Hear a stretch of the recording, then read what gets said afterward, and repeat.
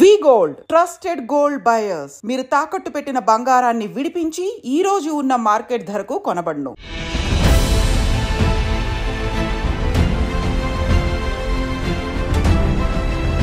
Sir 14 ఏళ్లకి ఇంత పుస్తకం రాయాలనే ఆలోచన మీకు ఎలా వచ్చి ఉంటుందో?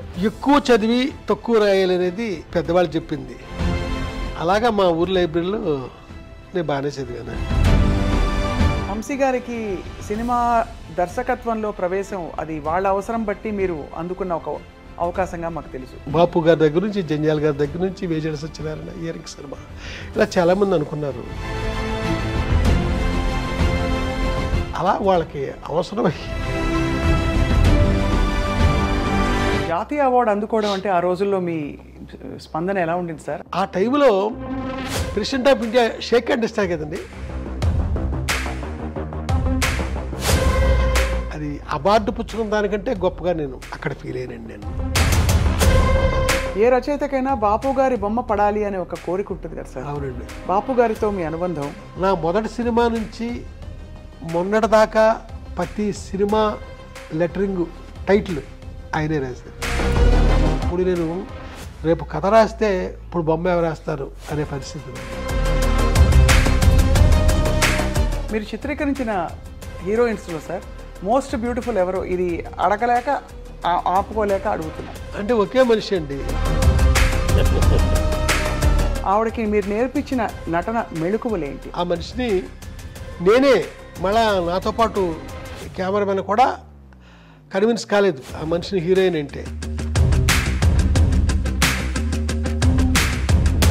ఇలా మాట్లాడారండి. ఈ సినిమా జరగకపోవడానికి కారణం సార్? రామానాయుడు గారు కథ విన్నారు, విని ఇది హీరోయిన్ కనపడుతుంది ఆ కథ అంతాను, మా అబ్బాయిని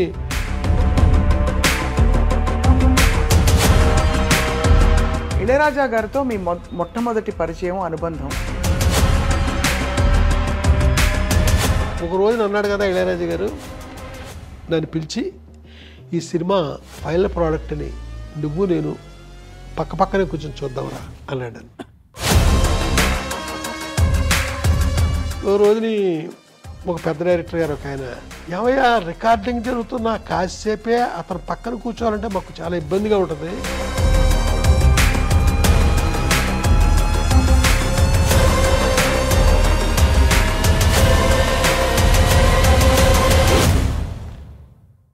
అందరికీ నమస్కారం. రచయితలందరూ దర్శకులు కాలేరు. ఒకవేళ అయినా కూడా ఉపకారం, ఉప్పుకారం, మమకారం, చమత్కారం, అవసరమైతే కాసంత వెటకారం, ఇవన్నీ పెట్టి సినిమాలు తీయడం అంత సులభం కాదు.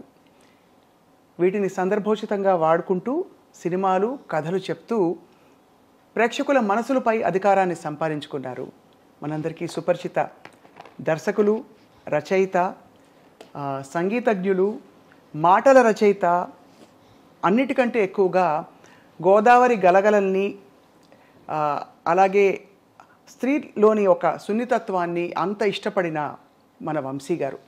వంశీ గారితో ఇవాళ మాట్లాడుతూ చాలా విషయాలు తెలుసుకోబోతున్నాం. ఆయన ఇంటికి వస్తే చాలు తెలుగుదనం ఇలా ఉట్టిపడుతుంది అనమాట. వంశీ గారిని పలకరించే ప్రయత్నం ఇవాళ. వంశీ గారు నమస్కారం అండి. నమస్కారం సార్, మీ పుస్తకాల్ని ఒళ్ళో పెట్టుకుని స్ఫూర్తిగా ఇలా మొదలు పెడుతున్నాం. సంచిలో పెట్టుకోకండి వెళ్ళేటోడు. అంతేనా? ఒక్కో కాపీ ఉందా? మంచి స్పెసిమల్ లేవా? సో ఇవి ఏనాటివో చాలా 75 అండి. అవును, 76 డేట్లు ఉంటాయి. అప్పటి ప్రింటు, అప్పటి తీరుతెన్నులు. అమ్మో, పుస్తకంలో పేజీ బయటకు వస్తేనే ఎక్కడ ఇది నలిగిపోతుందా అని ఆందోళనగా ఉంది. సార్, 14 ఏళ్లకి ఇంత పుస్తకం రాయాలనే ఆలోచన మీకు ఎలా వచ్చి ఉంటుందో? తెలియదండి.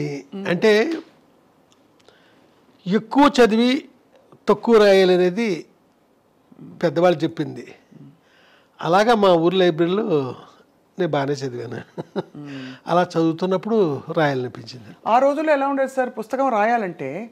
ఇప్పుడు రాయాలంటే పబ్లిషరు వాళ్ళకి నచ్చాలి, ఇలా రకరకాల వ్యవహారాలు ఉంటాయి. ఆ రోజుల్లో మీరు ఏంటి చేత్తో రాసేసుకున్నారా? కలంతో రాసేసుకుని వెళ్ళి చెప్పారా నేను రాశాను ప్రచురించండి అని? నేను రాయడానికి వెనకాల ఒక కథ ఉందండి. అది ఆ కథని నేను ఆల్రెడీ రాశాను, మళ్ళీ ఇప్పుడు చెప్పండి చెప్తా. తప్పకుండా చెప్పండి. ఏంటంటే ఒక కథ రాశానండి, దాని పేరు నల్ల సుశీల. ఆ కథ ఆంధ్రజ్యోతిలో ఆనంద దీపావళి కథల పోటీకి పంపించాను, ఆంధ్రజ్యోతికి. ఆ రోజుల్లో ఈ పోటీలంటే వేలు లక్షలు వెళ్ళి అనుకుంటాను. దాంట్లో నాకు సెకండ్ ప్రైజ్ థర్డ్ ప్రైజ్ వచ్చిందండి నా మొట్టమొదటి కథకి. వచ్చేసరికి నా ఆనందం అంత మామూలుగా లేదండి. 250 రూపాయలు చెక్ వచ్చిందండి ఆ రోజుల్లో, పెద్ద అమౌంట్, చాలా పెద్ద అమౌంట్. అయితే మాకు దగ్గరలో అనపర్తి అని ఒక ఊరు ఉంది, అక్కడ స్మగుళ్ళు కూడా అమ్ముతారు ఆ ఊర్లో, దాని ఫేమస్ అనపర్తి. అప్పుడు అక్కడికి వెళ్ళి హెన్రీ శాండిల్స్ వాచ్ కొనుక్కుందాం అనుకున్నానండి, 125 రూపాయలు. ఇలా అనుకుని ఆనందంతో ఎగిరి గంతులు చేస్తున్నాను. నా లోపల ఒక సీరియస్ పర్సన్ ఉన్నాడు, కానీ బయటికి గలగల ఏదో మాట్లాడుతుంటాను. అలాగా కొంతమంది అపార్థం కూడా చేసుకుంటారు నా లోపల మనిషిని తెలియని వాళ్ళు. ఇలాగా నేను సంబరంగా ఎక్కడ పడితే అక్కడ మాట్లాడుతుంటే ఎవరో కొంతమంది ప్రైజ్ ఇచ్చిందంటే మాటలు కాదు ఏంటి కదా అని అడిగారండి. గలగలమంటే చెప్పేశాను, ఎక్కడ పడితే అడిగిన ప్రతి వాడికి చెప్పేశానండి. ఎవరో ఒక అతను ఆంధ్రజ్యోతికి ఒక లెటర్ రాశాడు. ఒక రష్యన్ కథ చదివానండి నేను, ఆ కథ ఇది అని క్లుప్తంగా కథ గురించి చెప్తూ, ఇది నా కథ గురించి, మీరు బాగుంది థీము అంటే అనువాదం చేసి పంపిస్తాము మీకు, మీ నుంచి రిప్లై ఎక్స్పెక్ట్ చేస్తున్నాము. అప్పుడు ఆంధ్రజ్యోతికి పురాణం సుబ్రహ్మణ్య శర్మ గారు ఎడిటరు, ఇంద్రగంటి శ్రీకాంత్ శర్మ గారు ఆయనకి అసిస్టెంట్. అంటే ఇంద్రగంటి శ్రీకాంత్ శర్మ అంటే మన కృష్ణ ఉన్నాడు కదా, అవును, మోహన్ కృష్ణ ఇంద్రగంటి, అలాగే కిరణమయ్యి వాళ్ళ ఫాదరు, నాకు గురువు తర్వాత కాలంలో. వాళ్ళు చదివి ఇదేంటి మనం ప్రైజ్ ఇచ్చిన కథ ఇదే కదా అని నాకు అది ఆపేశారండి. ప్రైజ్ ఆపేసి నా చెక్కు వెంటనే వెనక పంపమని లెటర్ వచ్చిందండి, మీకు ఇవ్వట్లేదు అని. ఆ తర్వాత నేను అక్కడికి వెళ్ళి నెత్తి నోరు బాదుకుంటే, ఇంత స్టాండర్డ్ అన్న కథ ఇంత చిన్న కుర్రోడు రాయడం ఏంటి, నో వీడిని కాపీ కొట్టాడు అని డౌట్ వచ్చింది వాళ్ళకి. ఆ తర్వాత కాలంలో పురాణం సుబ్రహ్మణ్య శర్మ గారు నన్ను పిలిచి, నువ్వే నిజంగా కాపీగానే కొట్టకపోతే నువ్వు ఏమి రాయి, నీ ఫ్యూచర్లో వేస్తానే ఉంటాను నా ఆంధ్రజ్యోతిలో.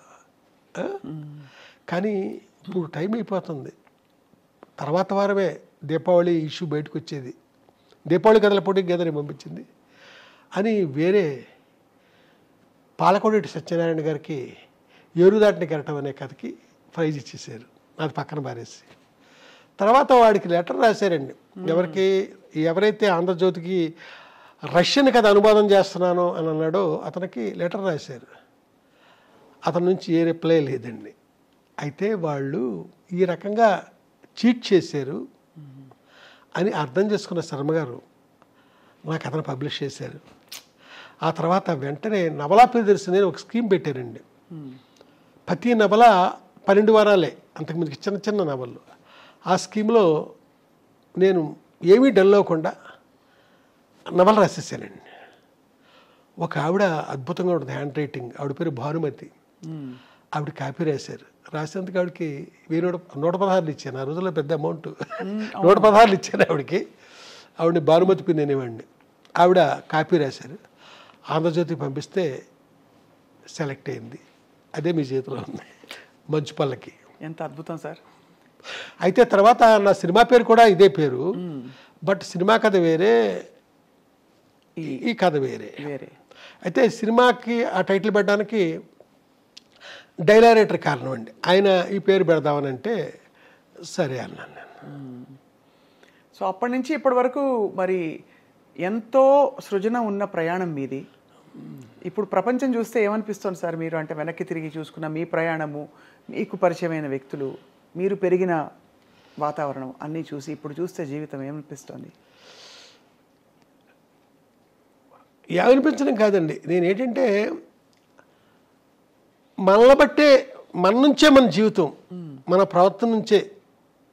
తిరువణామల ఎలా అనిపించింది 76లో, చలంగారం చూడాలనిపించింది నాకు. ఎందుకంటే ఆయన కంప్లీట్ సాహిత్యం చదివేశాను.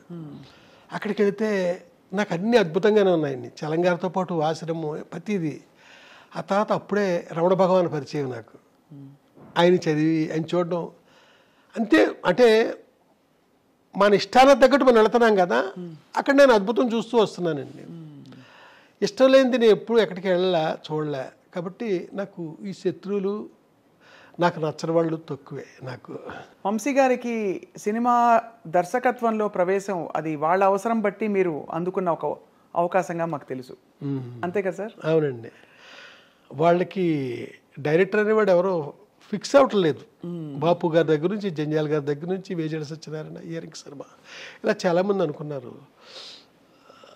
వాళ్ళకి ఎవ్వరూ డైరెక్టర్ ఫిక్స్ అవ్వట్లా. ఖర్చు అవుతుంది, ఆఫీస్ మెయింటైన్ అవుతుంది, నెల గడుస్తుంది.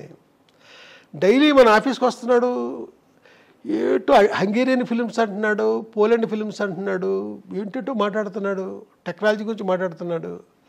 చూస్తే శంకరాభరణం అలాంటి సినిమాలకు అసిస్టెంట్ డైరెక్టర్, సీతాకోచలక అలాంటి వాటికి ఈయనెందుకు పెట్టకూడదు అనేసి వేమూరి సత్యనారాయణ గారు కనిపించింది. ఆయన ఎగ్జిక్యూటివ్ ప్రొడ్యూసర్ ఆ సినిమాకి.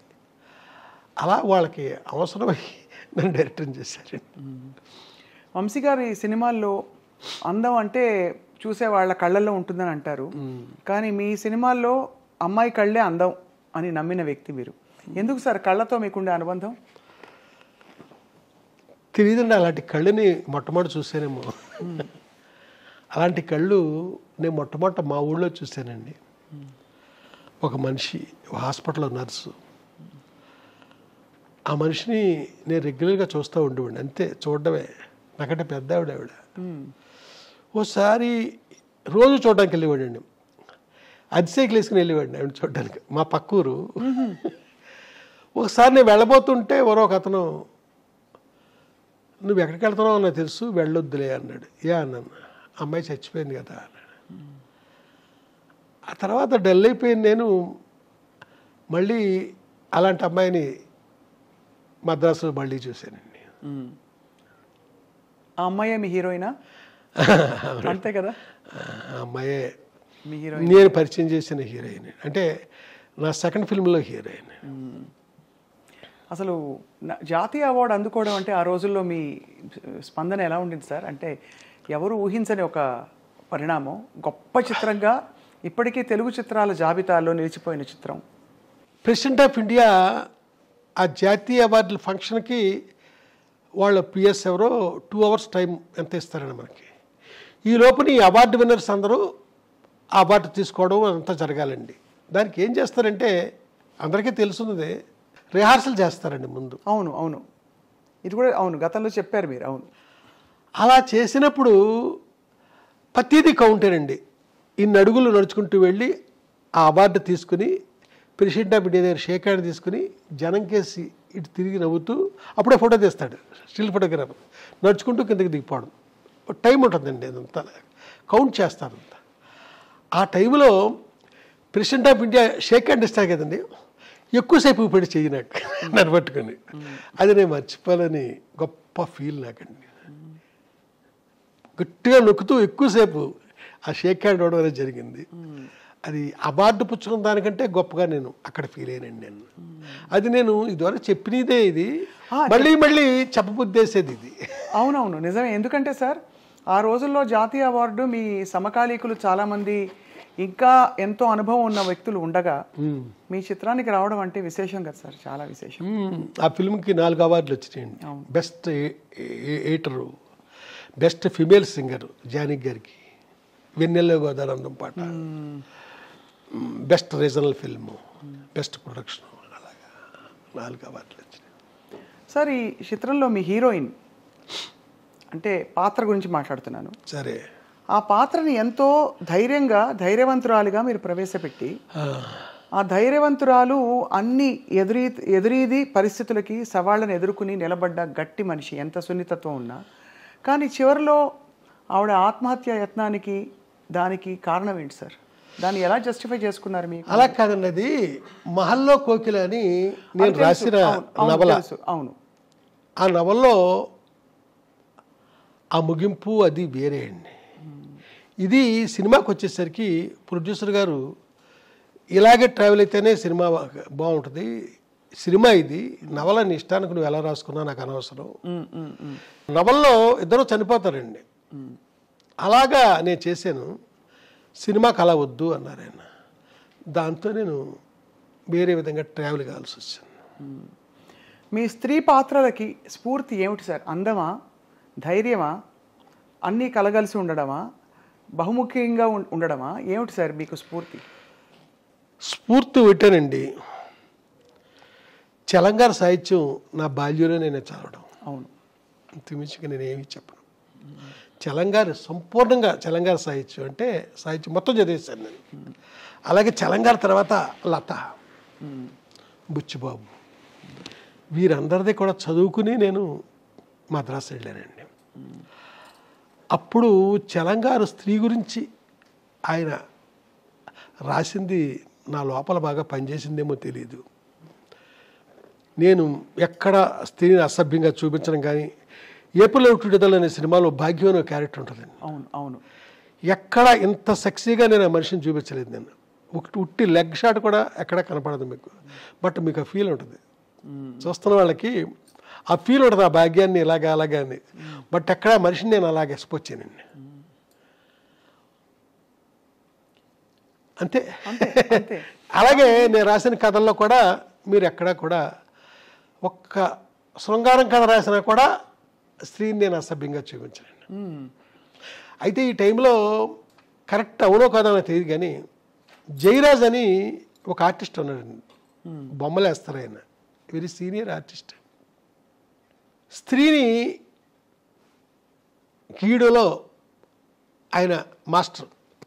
అయితే ఎలాంటి అమ్మాయిని బొమ్మ గీసాడంటే ఏదో ఒక మూల ఆ సెక్స్ ఉట్టిపడద్దండి, అది అసభ్యంగా ఉండదు, అంత చక్కగా గీస్తాడండి ఆయన.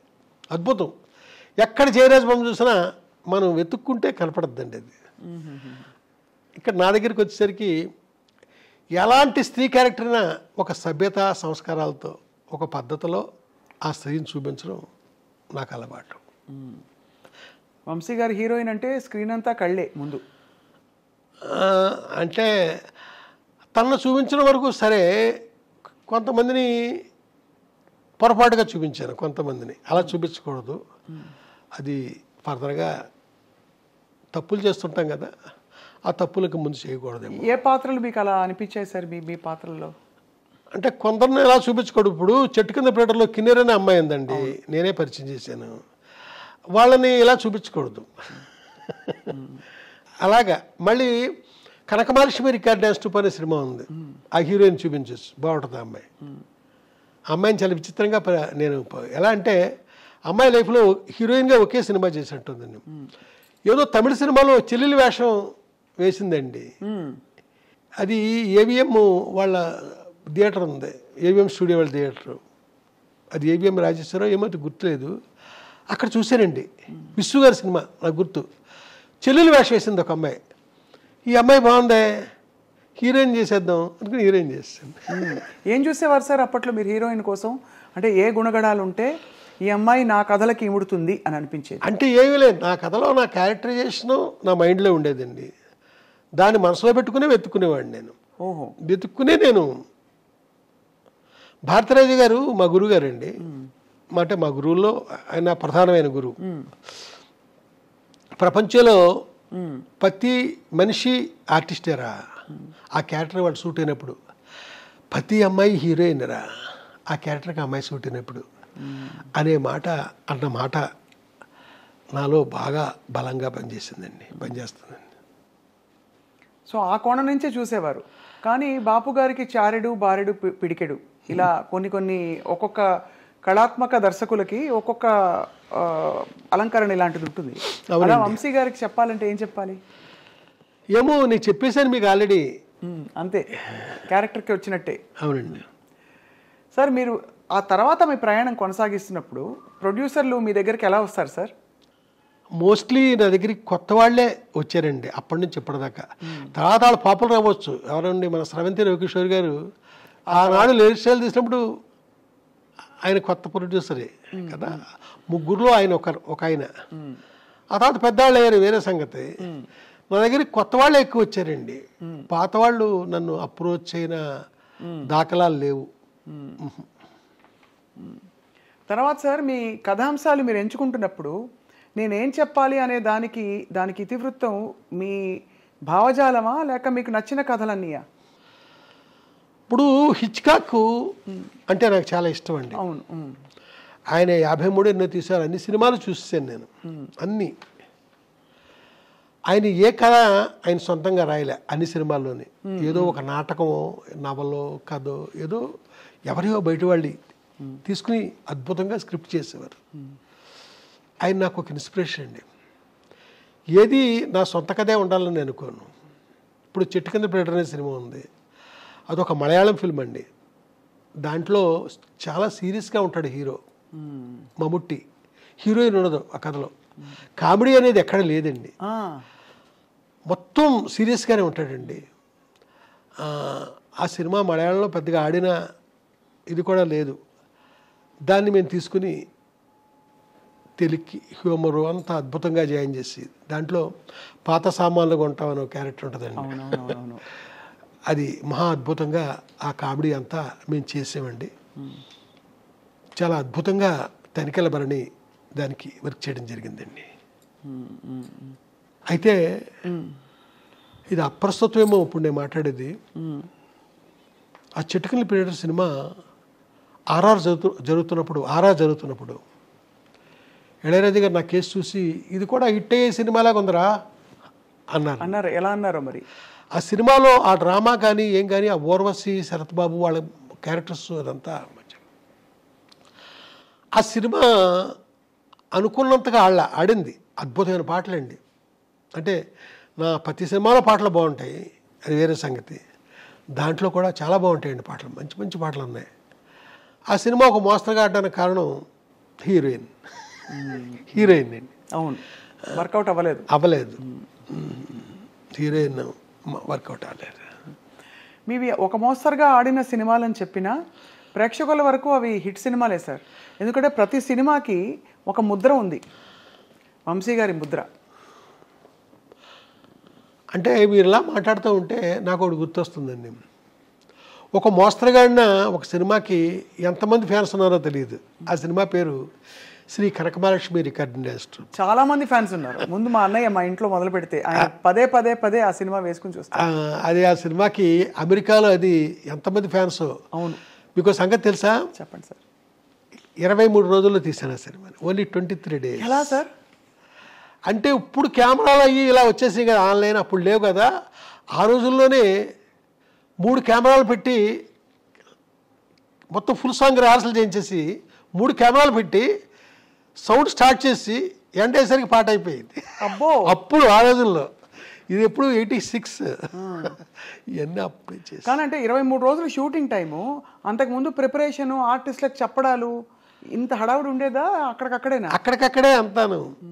ఆ కోట శ్రీనివాసరావు వాళ్ళంతా బిజీగా ఉన్న రాళ్లపల్లి వాళ్ళంతా మళ్ళీ మన దగ్గరికి రిహార్సల్ చేయడానికి లేకపోతే మనకి వినడానికి వస్తారా? అబ్బే, స్పాట్కి వచ్చి అక్కడే. మీరు చిత్రీకరించిన హీరోయిన్స్లో సార్ మోస్ట్ బ్యూటిఫుల్ ఎవరు? ఇది అడగలేక ఆపుకోలేక అడుగుతున్నా. అంటే ఒకే మనిషి అండి, ఇంకెవరూ లేరు. భానుప్రియ గారితో మీ ప్రయాణంలో ఆవిడకి మీరు నేర్పించిన నటన మెళుకువలేంటి? అంటే ఎందుకంటే ఆవిడ ఒక ఫ్రెష్ ఫేస్, రంగు తక్కువ. ఇది కూడా గతంలో అక్కడక్కడ చెప్పారు, పూర్తిగా కాదు.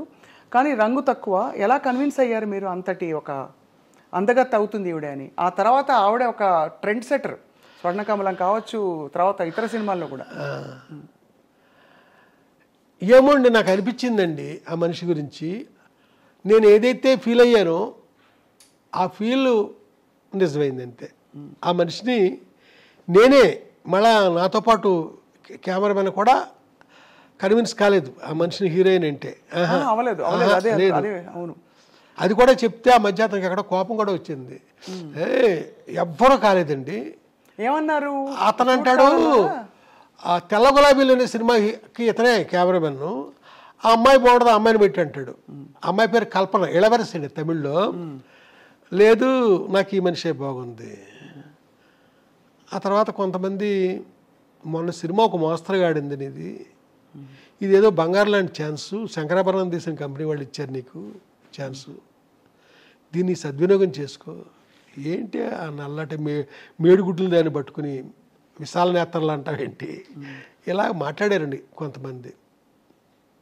నాకు ఆ అమ్మాయే బాగుంది. అయితే ప్రొడ్యూసర్స్ వాళ్ళు బాగుందన్నానికి కారణం ఏంటంటే,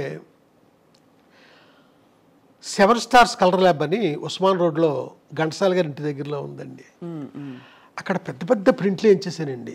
ఈ అమ్మాయి ఫోటో సెషన్ పెట్టి స్టిల్స్ తీసాను కదా, ఆ పెద్ద ప్రింట్లు వేసాను, వేయించి ప్రొడ్యూసర్ గారి ఇంట్లో పెట్టానండి. ఓ రోజున విశ్వనాథ్ గారు ఏదో పనుండి వచ్చారు అక్కడికి. ఆయనకి ఏది నాయసారు భార్య జయలక్ష్మి గారు, డైరెక్టర్ గారికి చూపిద్దాం, వంశీ అమ్మాయి బాగుంది అంటున్నాడు కదా, ఆయన ఏమంటారు అంటే మొత్తం అంతా తిరిగేసి నాకేసి బాగున్నాయి అన్నారు ఆయన. ఒకసారి ఆ మాట ఆయన అనేసరికి వాళ్ళ ఇంట్లో వాళ్ళంతా థ్రిల్ ఆవిడ తలుపు వెనకాలండి మా నాగేశ్వర గారి భార్య, ఆ అమ్మాయికి కొంచెం మెల్ల అనుకుంటానండి అంతే, మెల్ల అయితే అదృష్టం కదా అని వెళ్ళిపోయారు. ఓహో, అంతేనండి, అక్కడతో సెట్ అయిందండి. ఆ తర్వాత ఆ సినిమా తర్వాత బిజీ అయింది తను సితార్ తర్వాత. నేను అడిగాను, బిజీ అయ్యేట కదా నువ్వు అని. ఏం బిజీ, మోడర్న్ డ్రెస్లో ఉన్న క్యారెక్టర్లు ఎవరు ఇవ్వట్లేదు అంది. అప్పుడు అన్వేషణలో తన్ని మోడర్న్ డ్రెస్సులతో చూపించారు. ఓహో, అద్భుతం.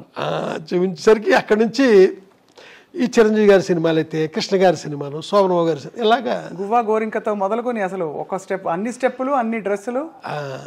ఆ తర్వాత సినిమా ప్రేమించి పెళ్ళాడు, ఇలాగ మీలాగ శారీ కట్టుకుని చక్కగా పెద్ద బొట్టు అక్కడే మొదలైంది ఆ సినిమాతోనే, పెద్ద బొట్టు. అలాగా ఆ సినిమాలో చూపించానండి. ఆ తర్వాత క్లాసికల్ డ్యాన్సర్గా ఆలాపన, అదే ఆఖరి ఫిల్మ్ ఆవిడతో.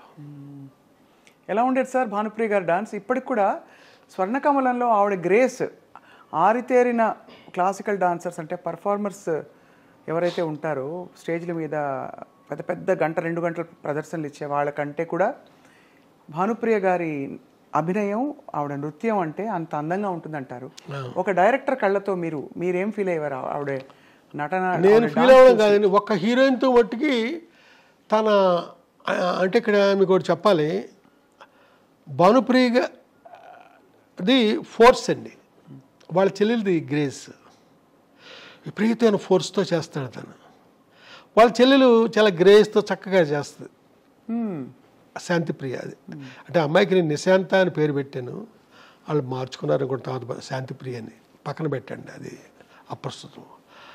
అయితే ఒకే ఒక హీరోయిన్తో భానుప్రియ డ్యాన్స్ గురించి మాట్లాడాను. ఆ అమ్మాయి కూడా తలంచి అద్భుతం కదండి ఆ భానుప్రియ.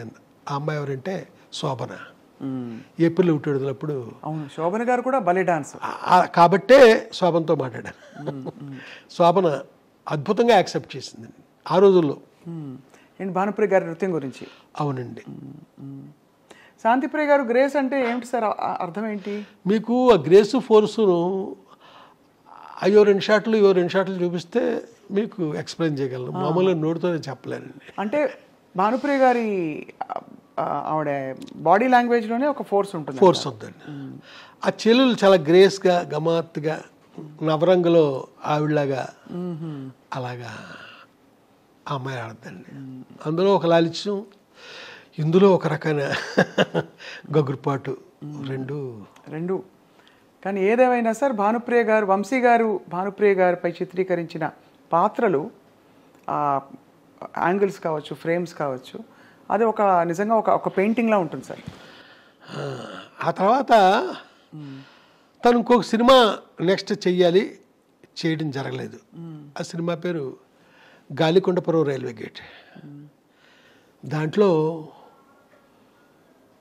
లతా మంగేష్కర్ గారు 3 పాటలు పాడారండి. ఒక పాట నేను మా ఇళయరాజా గారు రాశాము, అంటే పల్లవి ఆయన రాశారు, చరణాలు నేను రాశాను.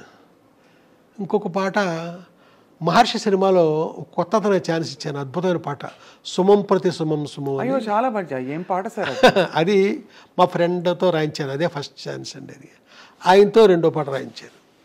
3వది వేటూరు గారు ఎవరో రాసినట్టున్నారు. 3 పాటలు పాడాను. ఈ సినిమా జరగకపోవడానికి కారణం సార్?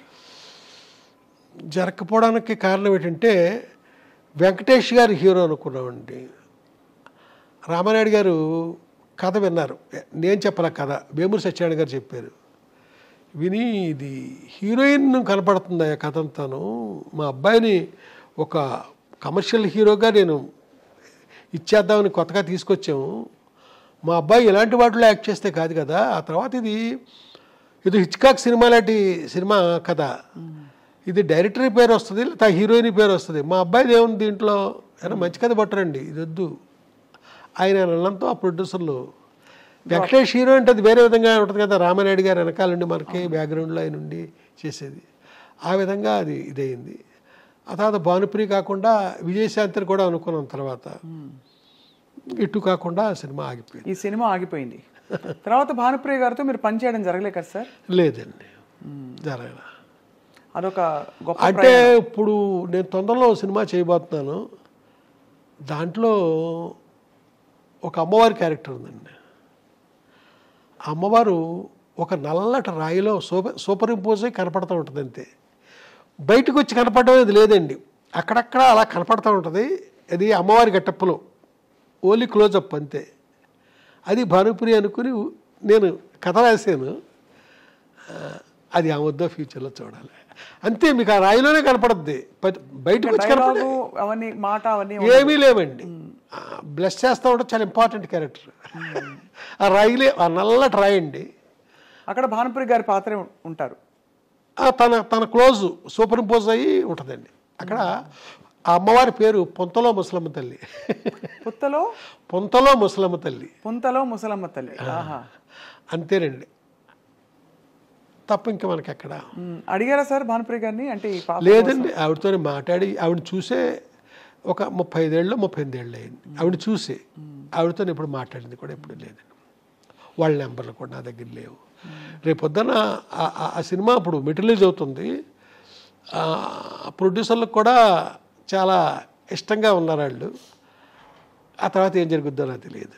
ముందు ప్రేక్షకులు అందరూ ఇష్టంగా ఉంటారు సార్, అప్పటి హిట్ కాంబినేషన్ మళ్ళీ ఇలాగైనా సరే, అంటే ఈ విధంగానైనా మళ్ళీ తెరపై ఎప్పుడు మనకు ఆ రాయిలో సూపర్ ఇంపోజే కనపడద్దు, మనిషి మామూలుగా బయటకు వచ్చి కనిపించరు. అదే అదే అదే బట్ చాలా వైటల్ ఇంపార్టెంట్ క్యారెక్టర్ అండి.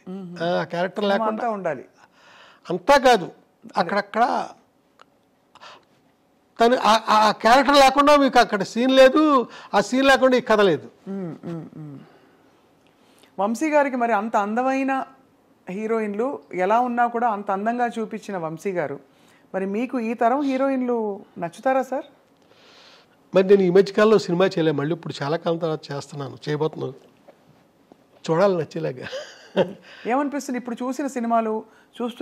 మీరు సినిమాలు చూస్తారు కదా సార్? బలే అంటే నేను థియేటర్కి వెళ్ళి చూస్తానండి. థియేటర్కి వెళ్ళి అన్నీ చూస్తారా? అన్ని ఈ మధ్యకాలంలో వచ్చిన చాలా సినిమాలు, చాలా మంది హీరోయిన్లు చూస్తుంటారు. ఈ మధ్యకాలంలో నాకు బాగుందంటే కా అనే సినిమా వచ్చింది కదా, ఆ అమ్మాయి నాకు బాగుంది. అంటే ఆ సినిమా తప్ప ఇంకెవరు నచ్చలేదు సార్ పెద్ద? ఇప్పుడు మనకి బొక్కుని మీకు అడిగారు కాబట్టి వెంటనే స్ట్రైక్ అయింది. ఇప్పుడు బాగా మీకు డాన్స్ మీద మీరు దృష్టి పెడతారు, బాడీ లాంగ్వేజ్ మీద పెడతారు కాబట్టి సాయి పల్లవి. అయ్యో అమ్మాయి అద్భుతం, అసలు మాట్లాడొద్దండి. శ్రీలీల బాగుంటారండి వాళ్ళంతా. సాయి పల్లవి అంటే అసలు నేను ఇంకో మాట మాట్లాడండి నేను. అవునా సార్? అంటే అమ్మాయిలో గ్లామర్ అది కాదు, అద్భుతమైన పర్ఫార్మర్ అమ్మాయి, మామూలు పర్ఫార్మర్ కాదు, చాలా అద్భుతం. ఎంతో మంది మనకి గుర్తొస్తారండి, చాలా అద్భుతమైన. సార్ మీ ప్రయాణంలో మీరు ఇంత భావుకులు, ఇది ఉండబట్టుకోలేక అడుగుతున్నా, మీకు ఎందుకు బ్యాగులు ఇష్టం అని ఎలా అడిగితే అడుగుతారు. మీ స్త్రీలతో మీ సంబంధాలు ఎలా ఉండేవి చిత్ర పరిశ్రమలో? నాకేంటో తెలియదండి, నాదంతా మానసికమైన సంబంధం తప్ప ఫిజికల్గానే పెట్టుకోనండి. ఏంటో తెలియదు నాకు ఎవరితోని. నాకు ఓ హీరోయిన్ అని ఏదో చాలామంది చెప్పుకుంటారా, ఆ మనిషితో సైతం నాకు ఫిజికల్గా నాకు ఎవరితోని సంబంధాలు లేవు. కానీ మీకు ప్రేమ కలుగుతుందా? అదేంటోనండి, మనిషి మీద ఒకనొక ఇష్టం. ఇప్పుడు సినిమాలు ఉదాహరించడం చాలా పెద్ద ఇదిగా ఉంటుంది, బాగోదు. మానసికంగా నేను ఇష్టపడడం తప్ప ఇదేం చేయను. ఓసారి ఒక ఇన్సిడెంట్ జరిగిందండి, బ్యాంకాక్ వెళ్ళామండి, కొందరు రైటర్స్తో పాటు బ్యాంకాక్ వెళ్ళాల్సి వచ్చింది. ఒక అతను కలవడానికి, ఒక హీరోని. నాతో పాటు వచ్చిన ఒక యంగ్ రైటరు ఒక రూమ్ చూపించి, ఈ రూమ్లో పలానా డైరెక్టరు పేరు చెప్పనండి, 5 అమ్మాయిలతో ఒక రాత్రి గడిపాడండి. నేను అసలు అది విన్నాను, కానీ నేను ఏమాత్రం నాకు అది సహించలే, ఏమాత్రం ఆ మాట శబ్దస్ఫోరకంగా నాకు అనిపించలే. నేను ఆ రకం కాదండి, ఎట్టి పరిస్థితుల్లో కాదు. అంటే ఇది అడగడానికి నేపథ్యం కూడా సార్, ఇది ఏదో మీ వ్యక్తిత్వం గురించి అడగడానికి అని కాదు సార్, తప్పట్టుకోకండి దయచేసి. మీరు ఎలా అడిగినా పర్లేదు, బట్ అంటే కానీ అంటే మీ ఇంత భావుకత ఉండే వంశీ గారికి సహజంగానే అంటే మీరు సృష్టించే పాత్రల మీదైనా మీకు ప్రేమ వచ్చేస్తుంది కదా. అవునండి. ఇప్పుడు సితార కావచ్చు, తర్వాత మీరు చెప్పిన అన్ని సినిమాల అందరు హీరోయిన్లు అంత అందంగా ఉన్నారు, ఒక్కొక్క సినిమాలో ఒక్కో తీరులో. సో అప్పుడు వేవ్ లెంగ్త్ అంటే కనెక్షన్ ఎవరితో కలిగి ఉంటుంది మీకు అని. అప్పట్లో మీరు అన్నట్టుగా ఒక హీరోయిన్తో ఎక్కువ మీ పేరుని జోడించారు, కానీ ఇంకా నేను ఇంకెవరితోనే నాకు అలాంటివి లేదు. ఇప్పుడు వాణి విశ్వనాథ్ ఉంది, 2 సినిమాలు చేశాను నేను, అంతే, అంతవరకే. శోభన నాకు చాలా అద్భుతమైన వ్యక్తిత్వం, ఇది కలిగిన మనిషి, అంతే, అంతవరకే. ఇలాగ ఏ హీరోయిన్ తీసుకోండి అంతవరకే, అంత మించి మానసికంగా కూడా ఇంకా నేను ఇంకొక మనిషి జోలికి నేను వెళ్ళలేదండి, వెళ్ళబుద్ధిలే. ఇక్కడ ఒక మనిషిని మర్చిపోతే ఎడుదేమో, అప్పటికి ఎప్పటికీ మర్చిపోకుండా ఉండడం, అలాగే మనసులో ఉండిపోయారు అంతే, అంతవరకే. మళ్ళా ఇంకొక అడుగు ముందుకి కూడా వేయనండి నేను. సార్ ఇలాంటి ప్రేమ వంశీ గారికి కలిగినా, ఎవరికి కలిగినా, నాకైనా ఆయనకైనా మనిషి లేకపోవడం బాధ ఉంటుంది కదా సార్. ఆ బాధను ఎలా సమాధానపరుచుకుంటారు, ఏమని చెప్పుకుంటారు మీకు మీరు? ఈ మనిషి నాకు ఇష్టం, ఈ మనిషి నాతో లేరు. ఏమండి ఇది ఒకటి చెప్తానండి, నిన్న ఒక ఫోటో చూశానండి. ఆ ఫోటో ఎవరిదంటే జమున గారిది. నేను డైలీ శుభోదయాలు పెడుతుంటారండి. అవును, ఫేస్బుక్లో కాదు, మామూలుగా పంపించేవాడిని మీలాంటి ఫ్రెండ్స్కి, మీకు కూడా పంపిస్తాను. అలాగే కొంతమందికే పంపించేటప్పుడు ఇప్పుడు మా వర్మ, చిరంజీవి వర్మ అని అతను, అంటే ఇప్పుడు నా తాలూకు యూట్యూబ్ ఛానల్ అంతా చూసేది అతనే. అతను ఫేస్బుక్లో కూడా పెట్టేస్తున్నాడు ఈ శుభోదయాలు. అయితే నిన్న జమున గారు లేకపోయినా ఆ మోగ మనసులో గౌరీ నా గుండెల్లోనే ఉంది అనేదో రాశానండి అన్న. ఆ శుభోదయం అనగా రేపటిలో వస్తుంది. సార్ ఫేస్బుక్లో మీరు పెడుతున్న, అంటే మీరు పంపిస్తున్న శుభోదయాలు ఫేస్బుక్లోకి వస్తున్నాయి. అందులో సరే జమున గారిది పెట్టడం ఒక ఎత్తు అయితే, ఒక రొట్టె ముక్కలు అమ్ముకునే ఒక ఫోటో పెట్టి అక్కడ తమిళంలో ఒక ఏదో రాసి ఉంటే దానికి అంత స్పందన రావడం ఏంటి? వీళ్ళు మళ్ళీ మా పసలపూడి రావాలి అని చెప్పి వచ్చే రామారావు అని మీరు రాశారేంటి అనే ఒక ప్రశ్నకి ఏం చెప్తారు సార్? ఏమైందంటేనండి, చాలామంది వేరే విధంగా రియాక్ట్ అయ్యారండి. మీ పసలపూడిలో ఆ రామారావు అనేవాడు బిస్కెట్లు అమ్ముతాడని రాశావు, చూస్తే అది తమిళ అక్షరాలు రాసిన తమిళనాడు ఫోటో, అది ఏంటిది అని ఇలాగా అడిగారండి. నేను చెప్పేది ఏంటంటే, నా చైల్డ్హుడ్లో నేను నిక్కర్లు వేసుకుని తిరిగే రోజుల్లో రామచంద్రపురం నుంచి, మాకు పక్కనే ఉన్న 2 కిలోమీటర్స్ దూరంలో ఉన్న రామచంద్రపురం నుంచి నిక్కరో చొక్కా వేసుకుని రామారావు అనే ఒక అతను వచ్చేవాడు. వచ్చి మా ఊర్లో ఆ రొట్టి బిస్కెట్లు అమ్మేవాడు. ఆ అమ్మినప్పుడు చూడండి కొన్ని బిస్కెట్లు ఇరిగిపోతాయి ముక్కల కింద. మాలాంటి పిల్లల్ని పిలిచి అందరికీ పంచిపెట్టేవాడు అతను. ఆడ పెడతాడేసి పరిగెట్టుకుంటూ వెళ్ళేవాళ్ళం మేము. ఈ ఫోటో చూసిన నాకు, ఈ తమిళ అతను ఫోటో చూసిన నాకు ఆనాటి రామారావు గుర్తొచ్చాడండి. గుర్తొచ్చి నేను అలా పెట్టాను. అలా రామారావు గుర్తొచ్చాడు నాకు, అలాగా నేను రాయడం జరగలేదు. దాంతో ఈ తమిళ ఫోటో పెట్టి మా పసరపొడిచిన రామారావు అని రాస్తావా అనేసి కొంతమంది కొంచెం కాంట్రవర్షియల్గా ప్రవర్తించారు. నా ఉద్దేశం, నా బాల్యంలో నేను అప్పుడు చూసిన రామారావు నాకు ఇప్పుడు గుర్తొచ్చాడు అని నేను ఆ వాక్యం నిర్మాణం చూసారా, అది సరిగ్గా జరగలేదు. అది అంటే మీ కవి హృదయం వాళ్ళకి అర్థం కాలేదు. కవి హృదయం అంటే ఇక్కడ కవి హృదయం కాదండి, నా స్పష్టత లేదు నేను చెప్పిన దాంట్లో. ఇది ఆనాడు నాకు ఆ రామారావు గుర్తొచ్చాడు ఇతను చూశాక అంటే పాపం ఎవరో మాట్లాడరు.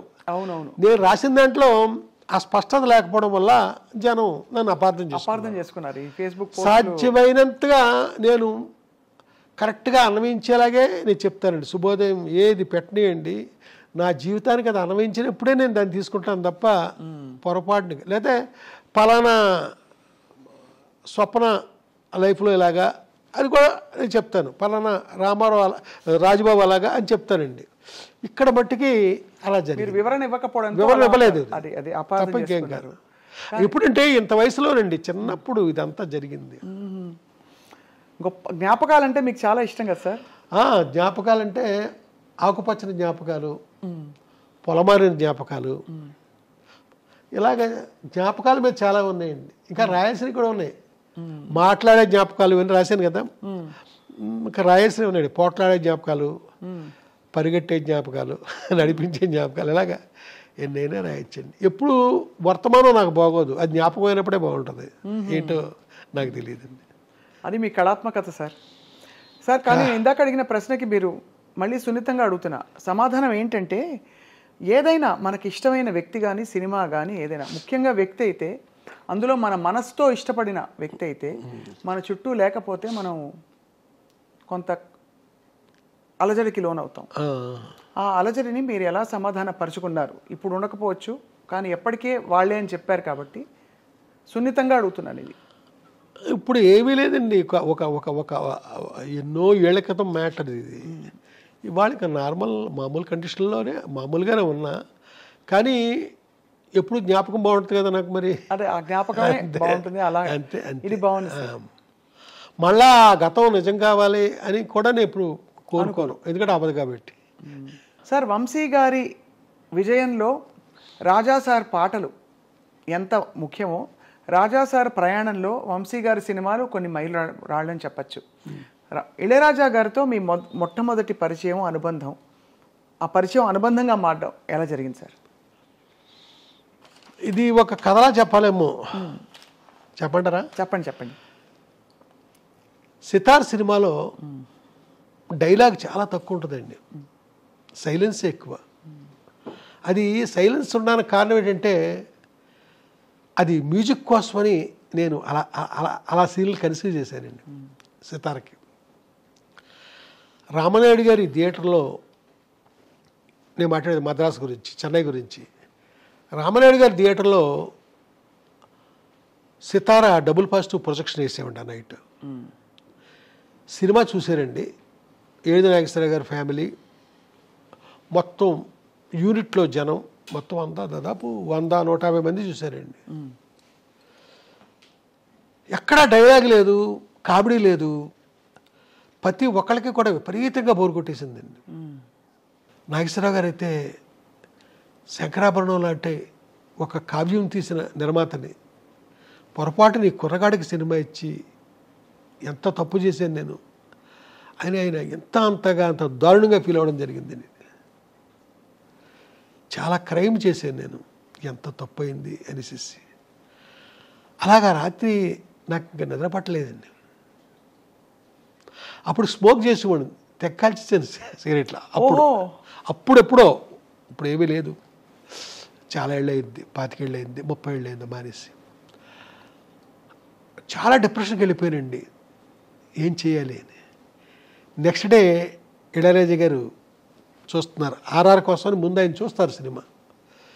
చూశాక ఇన్ఛార్జికి చెప్తారు, స్పెషల్గా ఇన్స్ట్రుమెంట్లు రావాలి అంటే 1 మేడ కాదు 3 మేడలు కావాలి ఇలాంటివి అప్పుడు చెప్తారు. 2 ఫ్లూట్లు ఇలాగే చెప్తారండి, సరోద్దు చెప్పు, షహానాయ్ పిలువు, ఇలాగా చెప్తారండి ప్రొజెక్షన్ నుంచి బయటకు వచ్చాక. ఆ మధ్యాహ్నం మళ్ళీ డి రామానాయుడు గారి స్టూడియోలోనే, అదే థియేటర్లోనే చెన్నైలో ప్రొజెక్షన్ ఇళయరాజా గారు చూస్తున్నారండి. ఆయన చూస్తున్నాయండి, సైలెన్స్ అది మామూలుగా వెళ్తుంది. ఇంటర్వ్యూలు అయ్యాక డైరెక్టర్ ఎక్కడా అన్నాడు ఆయన. అనేసరికి ఏడు నాగేశ్వరరావు గారు ఎక్కడెక్కడ ఉంటాడండి, ఏంటి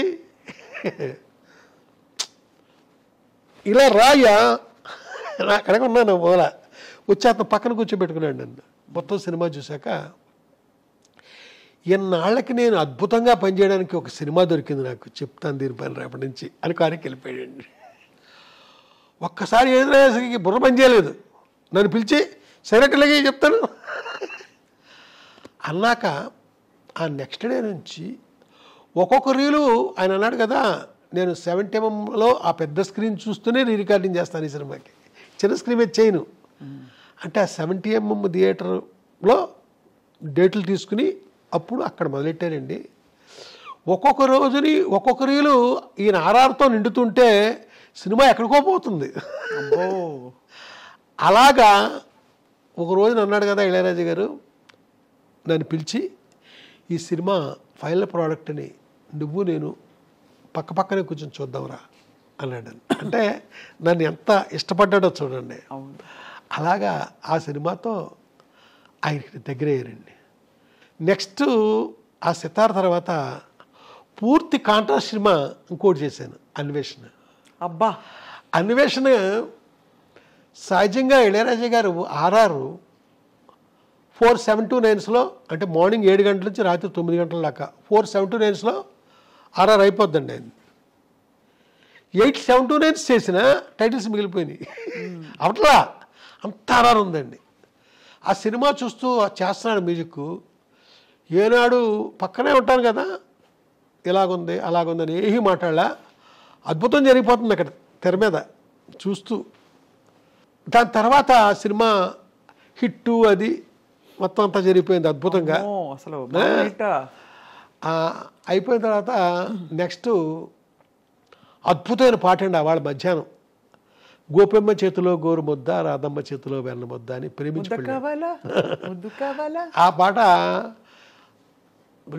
నోట్స్ ఇచ్చేసాడు, 2 to 9 నోట్స్ ఇచ్చేసాడు. రై నాకు సైట్ వచ్చింది అంటున్నారు, చెత్వారం డాక్టర్ దగ్గరికి వెళ్తున్నాను రా అన్నాడు. ఇద్దరం కారులో వెళ్ళాం. అలాగే ఎన్ని చోట్లకో తీసుకెళ్ళేవాడు నన్ను. వెళ్తే రాయపేటలో ఒక ఇంటి ముందు సిమెంట్ సోఫాలు ఉన్నాయండి. ఇంటి ముందు సిమెంట్ సోఫాలు, అక్కడ కూర్చున్నాము. మమ్మల్ని చూసిన మనిషి లోపలికి వెళ్ళి ఒక ఆయనకి చెప్పాడు. ఆయన చొక్కా బటన్స్ పెట్టుకుంటూ బయటకు వచ్చాడండి. ఆయన ఎవరంటే సౌందరరాజన్ గారు, ఓహో క్యారెక్టర్ ఆర్టిస్ట్. వచ్చి ఈ కారులో కూర్చున్నాం. ఈ కుర్రోడెవడు రాజా అన్నాడు నన్ను చూసి. ఈడ అన్న ఈడెవడంటే ఆ మధ్య ఒక కుర్రగాడు ఇంగ్లీష్ సినిమా తీసాడన్నానే, ఆ సినిమా డైరెక్టర్. అమ్మిడమ్మా నన్ను ఇంగ్లీష్ సినిమా అంత బాగా తీసానన్నాడు. నాతో లేదండి, ఆయనతో అంటున్నాడు. ఇదండి ఇళయరాజా గారు నాకు దగ్గర అవడానికి. ఆయన అంత అది అర్థమైంది సార్, ఎంత గురి పెట్టేసుకున్నారు ఫస్ట్ సినిమా నుంచి. కానీ మీ సంగీత ప్రవేశం పరిచయం ఎలా జరిగింది? మీకు అంత పాట లేకపోతే ఆయన అంత పాట బయటికి అంటే మీ సినిమాల ద్వారా రావడం అనేది సాధ్యం కాదు. మీకే స్వతహాగా చిన్నప్పుడు సంగీతంతో నేర్చుకోవడం. నా సంగీతం పక్కన పెడితే మన రాజ్కోటిలో రాజుగారు ఉన్నారు కదండి, ఆయన ఇక్కడ నేను శ్రీ కాణిపాక వరసిద్ధి వినాయక సుప్రభాతం అని ఒక నా మ్యూజిక్లో ఒక 1 hour ప్రోగ్రామ్ చేశానండి. బాలుగారు పాడారు, నారా రామూర్తిరాయుడు గారు దాని ప్రొడ్యూసరు. అయితే మొత్తం అంతా రికార్డ్ చేసామండి. దాని కథ పక్కన పెట్టండి, అది రిలీజ్ కాకపోవడానికి వేరే కారణం ఉంది. షిరిడి సత్యసాయిబాబా గారు వినాలి, ఆయన ఓకే అంటే అప్పుడు రిలీజ్ చేస్తానన్నారు రామూర్తిరాయుడు గారు. ఇంతలో సత్యసాయిబాబా గారు చనిపోయారు. దాంతో అది అలా ఉండిపోయింది. అద్భుతమైన ఒక అదే మన సుప్రభాతం అండి అది. అయితే దానికి కండక్టర్ వచ్చి రాజుగారు పనిచేశారు. టీవీ రాజుగారు అబ్బాయి, రాజకోట్ల రాజుగారు. ఆయన అంటారు కదా, వంశీ గారు రాజా మీకు మట్టికి మైనర్ స్కేల్లో చేస్తాడు, మీరు అడుగుతారా తను చేస్తాడా అంటాడు. నేనేం చెప్పనండి, నవ్వుతూ ఊరుకుంటాను. బాలుగారు ఒకసారి దయ్ ఏంటయ్యా ఆడికి సపరేట్గా చేస్తాడు, ఏంటి కారణం ఏంటి? నేను నవ్వుతూ ఉంటాను. బాలుగారు అక్కడ పడుతుంది చెప్పారు కూడా. అలాగే రాజాగారు ఆయన నవ్వుతూ ఉంటాడు. ఓసారి రాజుగారు ఏంట్రా నీకు నేను సపరేట్గా నీకేదో చేస్తానన్నారట అందరూ అని అడుగుతాడండి. నేను ఓ రోజుని ఒక పెద్ద డైరెక్టర్ గారు ఒక ఆయన పేరు అనవసరం ఏమయ్యా రికార్డింగ్ జరుగుతున్న కాసేపే అతను పక్కన కూర్చోవాలంటే మాకు చాలా ఇబ్బందిగా ఉంటుంది. నువ్వు ఎప్పుడు ఇక్కడే ఉంటావు, నువ్వు అతను మధ్యాహ్నం అతని క్యారేజీలోనే తింటాడు, అతనితో పాటే తింటావట, అతనితో పాటే టీ కాఫీలు తాగుతావట, ఇక్కడే ఉంటావు, నీకోసం ఏ ప్రొడ్యూస్ వచ్చినా ఎత్తుక్కుంటే ఇక్కడికే రావాలి, ఏంటి మాకు కాసేపే కొంచెం ఇబ్బందిగా ఉండదు అతనితో అన్నారు ఆయన. తెలియదు సార్, నేను రాకపోతే తానే కబురు చేస్తాడండి రమ్మని. మరి అందరం నచ్చమండి ఆయనకి, అదే కదా మాకు, మరి ఎందుకో నచ్చుతారండి. మీకు ఇచ్చిన పాటల్లో కూడా sir variety, first of all అన్వేషణ అంతా కూడా ఒక రాగం ప్రధానంగా సాగిన కంపోజిషన్ కీరవాణి. సని రప మగరి సని ఇదే స్కేల్తో దాదాపు మనకి ఆర్ఆర్స్ కావచ్చు, చాలా పాటలు ఇవన్నీ కూడా అక్కడ ఇమిడిపోయాయి. ఒక మూడ్ వచ్చేస్తుంది, అన్వేషణ అనగానే అవి ఆ స్వరాలు వచ్చేస్తాయి. ఇదంతా ఎవరి కూర్పు సార్ ఇది? అంటే మీరు కూర్చుని మాట్లాడుకునేవారా అన్వేషణ? మరి కాదా, నాకు మీ ఇద్దరే ఉంటామండి, మర్చిపోయాను. కంపోజింగ్ అప్పుడు ఇంకెవరో పక్కన ఎవరో ఉండకూడదండి, నాకు అర్థమయ్యి ఇంకెవరినే ఉండనిచ్చేవాడు. మీ ఇద్దరమే, ఏం పడ్డా తను ఏం తిట్టినా, నాకు ఏం గొడవ చేసినా తనకి ఈ రాగాల పేర్లే చెప్పకూడదండి తన దగ్గర. నేను నా ఇష్టానికి నేను ప్రవర్తిస్తాను తన దగ్గర. మొత్తానికి నాకు కావలసిన అవుట్పుట్ వచ్చేదాకా నేను వదలనండి. మీరు ఆశ్చర్యపోతారు, ఒకనొక పీరియడ్లో ఇళయరాజా గారు మీకు సినిమాకి 5 పాటలు అంటే 5 ట్యూన్లు ఇచ్చేవాడండి. 5 పాటలు అంటే 5 ట్యూన్లే, 6 ట్యూన్ ఇవ్వడం జరిగింది కాదు. నేను ఒక సినిమాకి 100 ట్యూన్లు చేయించాను. ఏ సినిమా సార్? 100 ట్యూన్స్ ఒక సినిమాకి. అలాగా నాది వేరే అండి. 100 ట్యూన్లు ఏ సినిమాకి సార్? ఒక సినిమాకి చేయించాను నేను. ఓహో, ఒక సినిమాకి. ఎలా అంటే ఒక ట్రిప్ కాదండి, 5-6 సార్లు కూర్చున్నాం. ఆ తర్వాత మా కంపోజింగ్ ఎప్పుడు కూడా చెన్నైలో చేసేవాళ్ళం కాదండి, తమిళనాడు లోపల అడుగుల్లో, ముఖ్యంగా ఎక్కడెక్కడో అలాగ ఆయన కూడా తిరుగుతూ లేకపోతే తిరువన్నమలై రమణాశ్రమంలోనో, అక్కడ ఆయన కాటేజ్ ఉందండి ఆశ్రమంలో. ఇలాగా అంటే ఎందుకు 100 చేయించా? ఆయన సంగీతం అంతా అమృతం, రాజా సార్ సంగీతం అంటే అమృతం, ఇలా పట్టుకోవాలి దోసిట్లో. అలాంటిది వంశీ గారికి అది ఇవ్వడలేదంటే కారణం ఎలా అంటే కథాంశానికి నాకు నచ్చితే నా ముఖంలో రియాక్షన్ ఒక రకంగా ఉంటుందండి. నా ముఖంలో సరైన రియాక్షన్ రాక తను చేస్తానే ఉంటాడు. మీ సంగీత ప్రయాణం చెప్పలేదు సార్, మీరు చిన్నప్పుడు ఏమైనా నేర్చుకున్నారా? ఏదో అండి, స్థారీపులకు న్యాయంగా. మరి మీరు కంపోజర్ ఎలా అయ్యారు? ఏదో అది కూడా ఏదో అండి, బట్ నేనే మొత్తం బ్యాక్గ్రౌండ్స్ అవి ఉంటాయి కదా, మొత్తం A to Z మొత్తం నేనే. కండక్టర్ నివుడు వెనకాల ఆ కార్డ్స్ అదంతా చూసుకోవడం తప్ప మెలోడీ అంతా నేనే కంపోజ్ చేస్తాను. అన్ని సినిమాలకి? నేను చేసిన ప్రతి సినిమాలో మెలోడీ అంతా మీరే? అసహా మొత్తం మ్యూజిక్ బ్యాక్గ్రౌండ్స్ ఎవ్రీథింగ్ నేనే చేస్తానండి. మీరే చేస్తారు సార్. ఏకాంత వేళ పాట గమ్మత్తుగా అది ట్రైన్లో వెళ్తుండగా చేశారండి. తెల్లవారుజాముని రైలు వెళ్తుందండి, అప్పటికి ఏసీ లేదనుకుంటానండి, ఫస్ట్ క్లాసే ఏసీ. ఇద్దరం కూపేలో ఉన్నామండి. నేను రాత్రిపూట పడుకున్నాను, లేచిపోయానండి. లేచిపోయేసరికి అప్పటికే తను దూరంగా ఏదో ఒక పాత కోటను చూస్తున్నాడండి, మంచులో కనబడుతుంది. నాకు గుర్తు, రే చూడటు టిప్పు సుల్తాన్ కోట అన్నట్టు గుర్తు, నాకు ఏరియా గుర్తులేదండి. మంచి మూడ్ కనపడుతుంది తనలో. ఈ టైంలో పాట కంపోజ్ చేయొచ్చు కదా అన్నాను. ఎవరు అడగరట అలాగా. హార్మోనియం పెట్టి తీ అన్నాడు, కిందే ఉంది అన్నాను. తీసి ఒళ్ళో పెట్టానండి. వెనక్కి జరిగాడు, ఏకాంత వేళ ఆ పాట కంపోజ్. కౌగిట్లో ఏకాంత సేవ ముచ్చట్లు అవన్నీ కూడా లిరిక్స్ ఎలా కావాలి ఈ పాటకి లిరిక్స్ అని ఆయన డిక్టేట్ చేస్తే అలా రాశారు సుందరమూర్తి గారు. అందులో నోట్స్ కూడా సార్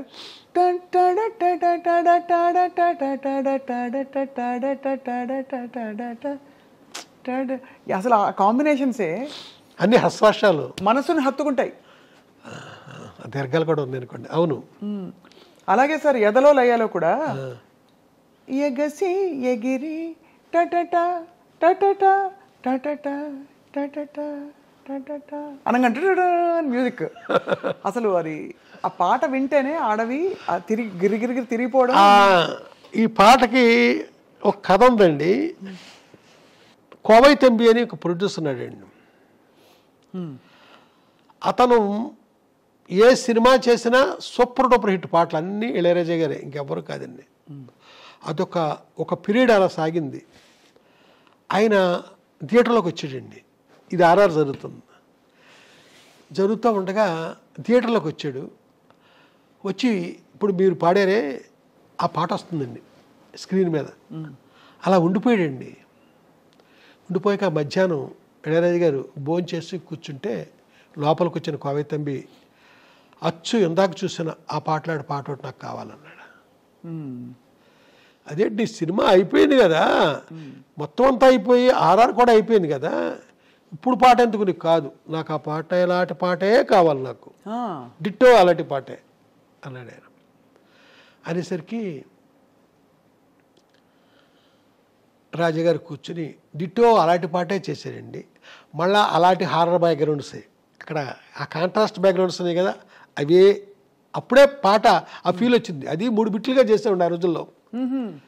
3 బిట్లుగా రికార్డ్ చేసాం. తర్వాత 8లో జాయిన్ చేసామండి. ఇప్పుడు ఆ డిజిటలైజ్ అవ్వలేదు కదా, అప్పుడు బాస్ టైప్ మీద కదండి రికార్డ్ చేసింది. ఆ పాట మొత్తం రెడీ అయిన తర్వాత ఆ డైరెక్టర్ని పిలిచి, అతను ఇప్పుడు చేస్తున్న సినిమా డైరెక్టర్ని, ఈ పాట సినిమాలో పెట్టన్నాడు. సార్ మన సినిమాలో ఈ పాట ఎలా మ్యాచ్ అవుద్దండి, మన సినిమా వేరే, ఈ పాట వేరే, అనవసరం, హీరోయిన్ ఇమాజినేషన్గా అనుకుని పెట్టచ్చు కదా సార్, అది మనకు సందర్భం లేదు సార్ అని ఆ డైరెక్టర్ అంటుంటే టాట్ కొదదని పెట్టించండి. వంశీ గారు ఒక ట్యూన్ అంటాను, మీకు ఏం గుర్తొస్తుంది చెప్పాలని మా విజ్ఞప్తి.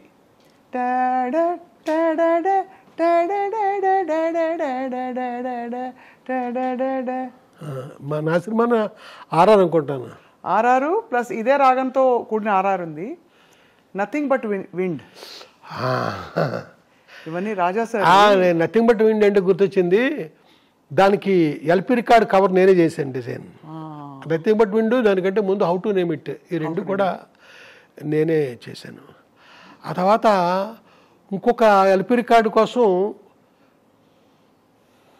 రికార్డ్ చేశారు, ఆ హార్మోనీ సరిగ్గా లేక క్యాన్సిల్ చేసాడు ఆయన. దాని పేరు మర్చిపోయాను, ఈ ఇంటర్వ్యూ అయ్యేలోపు నాకు గుర్తొస్తే చెప్తాను. నేను ఫాలో మీ అనుకుంటాను దాని పేరు, ఫాలో మీ. సార్ ఈ 2 ఆల్బమ్స్ బాగా మంచి క్రేజ్ వచ్చినా కూడా అనుకున్నంత స్థాయిలో రాలేదండి. ఎందుకు సార్? కారణం ఏంటంటారు? ఇప్పుడు వేరే కంట్రీస్కి అక్కడికి వెళ్ళేసరికి ఆ రేంజ్కి లేవు. అదండి. దీని గురించి ఒకే ఒక వ్యక్తి చాలా ఎక్కువసేపు మాట్లాడండి చాలా కాలం క్రితం. అతను ఎవరంటే భానుచంద్ర. నేను ఇళయరాజా గారితో ఎప్పుడు మాట్లాడలేదు, బట్ అనుకున్నట్టు రాలే, మర్చిపోయాను. హౌ టు నేమ్ ఇట్ ఎలా అంటే, ఇళయరాజా గారు సితార్ ఆర్ఆర్ చేస్తున్నప్పుడు అతనికి హెర్నియా ఆపరేషన్ అయిందండి. గంట పని చేస్తే గంట రెస్ట్ తీసుకోవాలి. అప్పుడు ఆ రెస్ట్ తీసుకునే టైంలో ఒక్కడు నోట్స్ రాసుకుంటూ ఉండేవాడండి. ఏంటి రాస్తున్నాడు అనుకుంటే తర్వాత కాలంలో ఒక రోజుని వాళ్ళ వైలెన్స్ వచ్చినాయి. అంటే ప్రీ క్లైమాక్స్ ముందు వైలెన్స్ పిలిచాడు. ఆ వైలెన్స్ వచ్చినాడు, వాళ్ళకి నోట్స్ ఇస్తే వాళ్ళు వాయిస్తున్నారు, ఇతను కండక్ట్ చేస్తున్నాడు. ఎక్కడ? లాల్లో. ఏంటి కొత్తగా ఉంది పీసు అనుకున్నా, చూసినప్పుడు మీరు పాడారు కదా అదే అది. అలా కానీ రాజా సార్ సంగీతం అసలు ఇంకా మాటల్లో చెప్పని అవసరం లేదు. ఆయన కూడా కొన్ని పాటల్ని స్ఫూర్తిగా తీసుకుని ఆయన ట్యూన్స్ చేశారనే ఒక విమర్శ వచ్చింది మధ్యలో. మీరేమంటారు సార్, నిజం అది? ఏమోండి, నాకు దొరకలేదు. కానీ ఆయన ఫస్ట్ ఫిల్మ్కే అన్నకిడిలో బందమిల్లై సొందమిల్లై యారుమిల్లై అలాగేదో ఒక లిరిక్ అండి, అందులో ఒక పాట ఆయన కాపీ చేశారు. అది ఏంటంటే, చిన్నప్పుడు తనకి నిద్ర రాకపోతే వాళ్ళ అమ్మగారు పడుకోబెట్టి పాడిన జోలపాట. ఆ పాటని వాళ్ళ అమ్మంటే ఆయనకి ఆరోపరాణం అండి. ఆవిడ పేరు చిన్న తాయమ్మాళ్ళు. ఆవిడ నేను కలిసి ఒకసారి ఆటోలో ఒక సినిమాకి వెళ్ళి వచ్చాం. ఆ సినిమా పేరు అన్వేషణ. మేము ఆటో దిగుతుంటే తెగతిట్టేడు పట్టుకున్నాం. ఇన్ని కార్లు ఉండగా ఆటోలో తీసుకెళ్తాం మా అమ్మనండి. కార్లు ఉన్నాయి, డ్రైవర్ ఏడి. ఆవిడ అంత అద్భుతమైన జానపద గాయని.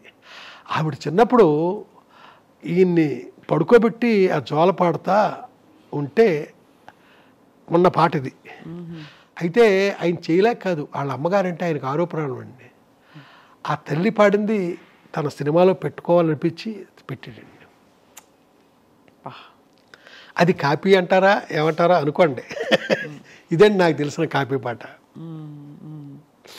రాజా సార్ కోసం సార్ మీరు ఈ డిజైన్ చేయడం కవర్లు మినహా ఇంకా ఏం చేశారు సార్? నేను ఇళయరాజా గారి పెయింటింగ్లు అవి చాలా వేయించానండి.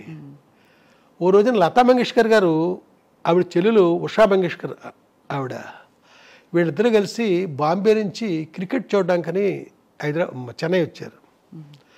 వచ్చి వాళ్ళ మధ్యాహ్నం ఇళయరాజా గారి ఇంట్లో భోజనం అండి. భోజనం చేస్తూ తలెత్తి చూసిన లతాజీ గోడ మీద ఒక పెయింటింగ్ కనిపించింది. ఆవిడ అలా చూస్తా ఎంత బాగుంది పెయింటింగు, ఎవరేసేది అని అడిగారు ఆవిడ. ఇళయరాజా గారు ఎవరేసారో తెలదు గారండి, సాయంకాలం మీరు పాట పాడబోతున్నారు, వాడు ఏం చెడి ఆడేవారంటే నేను. ఆ తర్వాత సాయంత్రం లతాజీకి రే ఆ పెయింటింగ్ వేయించావు కదా, అలాగ లతాజీ పెయింటింగ్ ఒకటి వేయించు అని అడిగాడు. చెప్పారు నాకు. వేయించానండి. వేయించాక ఆవిడ వెళ్ళిపోయారు. తర్వాత వేయించి పార్సిల్ చేసి పంపించాం. బాగా స్పాంజ్ అది పెట్టి అద్దం అది పగలకుండా ఫ్రేమ్ కట్టించేసాం. అక్కడి నుంచి లతాజీ ఒక పెద్ద లెటరు, అంటే అది ఇంగ్లీష్లో ఉంది, ఆవిడ సంతకం పెట్టారు. అయ్యేనే దాచుకోలేదు. అంత ఇంప్రెస్ అయ్యారు ఆవిడ. ఇలాగా నేను చాలా చేసేవాడిని. అది ఇప్పుడు కాదండి, ఎప్పుడు చిన్నప్పటి నుంచి ఇలాగా చేస్తాను అన్నాను నేను. సార్ ఇప్పుడు రాజా గారు సింగర్ల విషయంలో ఆయన చెప్పిన సింగరే పాడాలి అని ఆయనే డిసైడ్ చేస్తారు ఎవరికి ఏ పాట అబ్బుతుందని చెప్పి. కానీ వంశీ గారు చెప్తే మాత్రం అప్పుడప్పుడు ఆయన వినేవారు అని అంటారు. నిజమేనా సార్? అప్పుడప్పుడు కాదండి, నేను ఆల్మోస్ట్ నేను అప్పుడు ఓ పాట ఉందండి. ఆ పాట ఏంటంటే ప్రతిదినం నీ దర్శనం మరి దొరకునా. శ్రేయా ఘోషల్ పాడారు. మేల్ వాయిస్ నాకు బాలుగారు కావాలని గొడవ చేశానండి. ఎందుకంటే నేనే రాశాను, నేను రాయిపోయినా వేరే బాలుగారు కావాలని గొడవ చేస్తే, కానీ బాలుగారిని పిలిచిండేవాళ్ళం. అమెరికా వెళ్ళాడు అనే టైంకి. దాంతో ఆ తమిళ సింగర్ ఎవరో ఒక అతను వాళ్ళ ఇంట్లో వాళ్ళ పిల్లకి ట్యూషన్ కూడా చెప్తుంటాడు, వాళ్ళ ఇంట్లో కూడా చూశాను అతన్ని. అతనితో పాడించా. ఎవరో పాడినా పాట హిట్ పాట. అలాగా ఏమో నాకు తెలిసి నేను విభావరి అని ఒక ఆవిడ పూనాలో ఉంటారు. ఆవిడ మా యంగ్ డేస్లో లతాజీలా ఉంటుంది వాయిస్. మీకు లతాజీ అంటే చాలా ప్రాణం కదా? ప్రాణం కాదు, ఇష్టం. ఎవరికి ఇష్టం కాదు లతా మంగేష్కర్ అంటే? నాకు కూడా అంతే. అంటే కొన్ని పాటలకి ఆశా భోస్లే అంటే ఇష్టం మరి కదా. ఆవిడతో పాడించేవాడి ఒక సినిమాకి. నేనే రాసిన పాటలన్నీ. అయితే ఆ సినిమా అద్భుతమైన పాటలు. ఆ ప్రొడ్యూసర్ హార్ట్ అటాక్ వచ్చి చనిపోయాడండి. ఆ పాటలు అలా ఉండిపోయినాయి. నా దగ్గర క్యాసెట్లో కూడా ఉన్నట్టున్నాయి. అయ్యో, అవన్నీ విభావరి పాడిన పాటలు. అలా అయితే రాజా సార్తో మీ అనుబంధం కొనసాగుతూ చివరి మీ ఇద్దరు కలిసి పనిచేసిన చివరి ప్రాజెక్ట్ దాదాపు పాట ఇదేనా సార్? అనుమానాస్పదం కదా? కాదండి, రీసెంట్గా నేను కేవలం లిరిసిస్ట్గా ఒక పాట రాయడానికి నన్ను చెన్నై తీసుకెళ్ళారండి. డైరెక్టర్ నేను కాదు, వేరే ఎవరో ఒక అబ్బాయి. ఆయన మీరు రాయాలని ఎందుకు పట్టుపట్టుంటారు అంటే? వినండి, ఎందుకంటే గోదావరి పాట నేను అన్నాను, మీది ఎవరయ్యా అన్నాను. మాది పోలవరం అన్నాడు. పోలవరం అయ్యి ఉండి నన్ను గోదావరి పాట రాయమంటాయటయ్యా అన్నాను. సార్ మీకు తెలిసినట్టు మాకు తెలియదండి గోదావరి గురించి, మీరు రాస్తేనే బాగుంటుందండి. సరే అని చెన్నై తీసుకెళ్ళారండి. అక్కడికి వెళ్ళాక అన్నాడు, సార్ మీ సినిమాల్లో డ్యూయట్ మీరు ఒకటి చేయించి పెట్టాలి సార్ ఆయనతో అన్నాడు. ఏమైనా నువ్వు డైరెక్టర్ అయ్యండి నేను చేయించడం ఏంటి అంటే, కాదని మీరు చేయించండి. సరే అయితే నువ్వు రావద్దు అక్కడికి, నేను కూర్చుంటాను రాజా గారితో నా టేస్ట్కి తగ్గట్టు డ్యూయట్ చేశానండి. చేస్తే రాజా గారు ఈ పాట నువ్వు రాయిరా ఆ 2 పాటలు నేను రాశానండి. మీకు వినిపిస్తాను, ఇప్పుడే వినిపిస్తాను, బాగుంటాయి. ఇప్పుడు అప్పుడు కలుసుకున్నప్పుడు ఒకేలా ఉంటుందా మీ అనుబంధం? అనుబంధం అంటే ఇప్పుడులాగా ఉంటాడు నాతో, ఏం తేడా ఉండదండి. ఇప్పుడులాగే నాతో. మీకు బాగా నచ్చిన పాట ఆయన పాటల్లో? మీ పాటలో అయిండొచ్చు, వేరే పాట అయిండొచ్చు, ఏదైనా అయిండొచ్చు. నాకు నచ్చింది పుది వార్పుగళ్ళు అనే సినిమాలో ధర్మవతి అనుకుంటాను రాగం. తందన నందన తాళం వరం పొదు రాగం వరం పళే భావం వరం మది చందన మల్లిగే వాసన వరం. తెలుగులో కూడా ఉందండి ఇది. అది కొత్త జీవితాలు ఏదో సినిమా. ఈ హాసిని యాక్ట్ చేసింది. ఒక్కసారి మీ గొంతులో వినాను. నా గొంతులో కాదు, మీరే పాడండి కావాలంటే. నేను పాడాను, నేను సినిమాలో 2 సినిమాలో పాటలు పాడాను, దాని గురించి కాదండి. అది మీకు వినిపిస్తాను. ఆ పాట నాకు ఇష్టం. ఇంకా అలా అంటే కోకొల్లండి. ఇళయరాజాకి లైఫ్లో అద్భుతంగా ఆయన చేసిన పాటల్లో ఒక లిస్ట్ తీస్తే అండి, మాటే మంత్రము మనసే బంధము మంచి పాట. ఏం పాట? సీతాకోక. అలాగే కీరవాణి గారికి, ప్రొడ్యూసర్ మొరారి గారికి, ఇలాంటి కొందరికి చాలా ఇష్టమైన పాట ఆవేశమంతా ఆలాపనేలే, ఆలాపన సినిమాలో. అవును, అది చాలా అంతే కదా. అది ఎలా అంటే ఆ పాట కంపోజింగ్ చేసింది మధురైలో హోటల్ తమిళనాడు అని ఒక టూరిజం వాళ్ళది హోటల్ ఉంది. ఆ హోటల్ వెనకాల వేప చెట్టు కింద పొద్దునే కూర్చున్నాం ఇద్దరం, ఎదురు కూడా హార్మోనియం. అక్కడ పక్షుడు కోస్తుంది, దానికి ఆన్సర్కి నేను వాయిస్తున్నాడు. అలాగే చేస్తూ ఈ పాటలోకి వెళ్ళామండి. చేస్తే భలే పాట, భలే జ్ఞాపకం. అలా రాజా సార్తో మీది ఒక సుదీర్ఘమైన ప్రయాణం. మరి చాలా సినిమాలు చేశాం కదా. అంతేకాకుండా ఇంకోటి కూడా జరిగేదండి. నా సినిమా అక్కర్లా, వేరే సినిమా ఆర్ఆర్ జరుగుతున్నా వెళ్ళి కూర్చునివ్వండి అక్కడ. ఓహో. ఇంకా వేరే సినిమా జరుగుతున్నా ఇంకా నేను వెళ్ళి కూర్చునివ్వండి. నాకు అక్కడ తనే ఏం మాట్లాడపోయేసరికి ఇంకెవరు మాట్లాడతారు? అంతే కదా సార్. అది ఏ కేఎస్ రామారావు గారి సినిమా అనుకోండి, నేను వెళ్ళి కూర్చుంటే ఎవరేమి. అలాంటి సందర్భాలు కూడా జరిగింది. అంటే రాగాలని వాడడం సైతం వంశీ గారి సినిమాల్లో రాజా సార్ ప్రయోగాలన్నీ కూడా అదొక డిఫరెంట్ లెవెల్. ఒకటి ఆలాపన సినిమాలో ఒకటి హిందోళలో ఉంటుందండి, ఆ కనులలో కలల చెలి పాట. హిందోళం కదా? హిందోళం, పరమ హిందోళం. సగమదనిస సరిదమగ సా కదా, ఆరోహణ. అలాగే ఖైదీ కన్నయ్య కాడు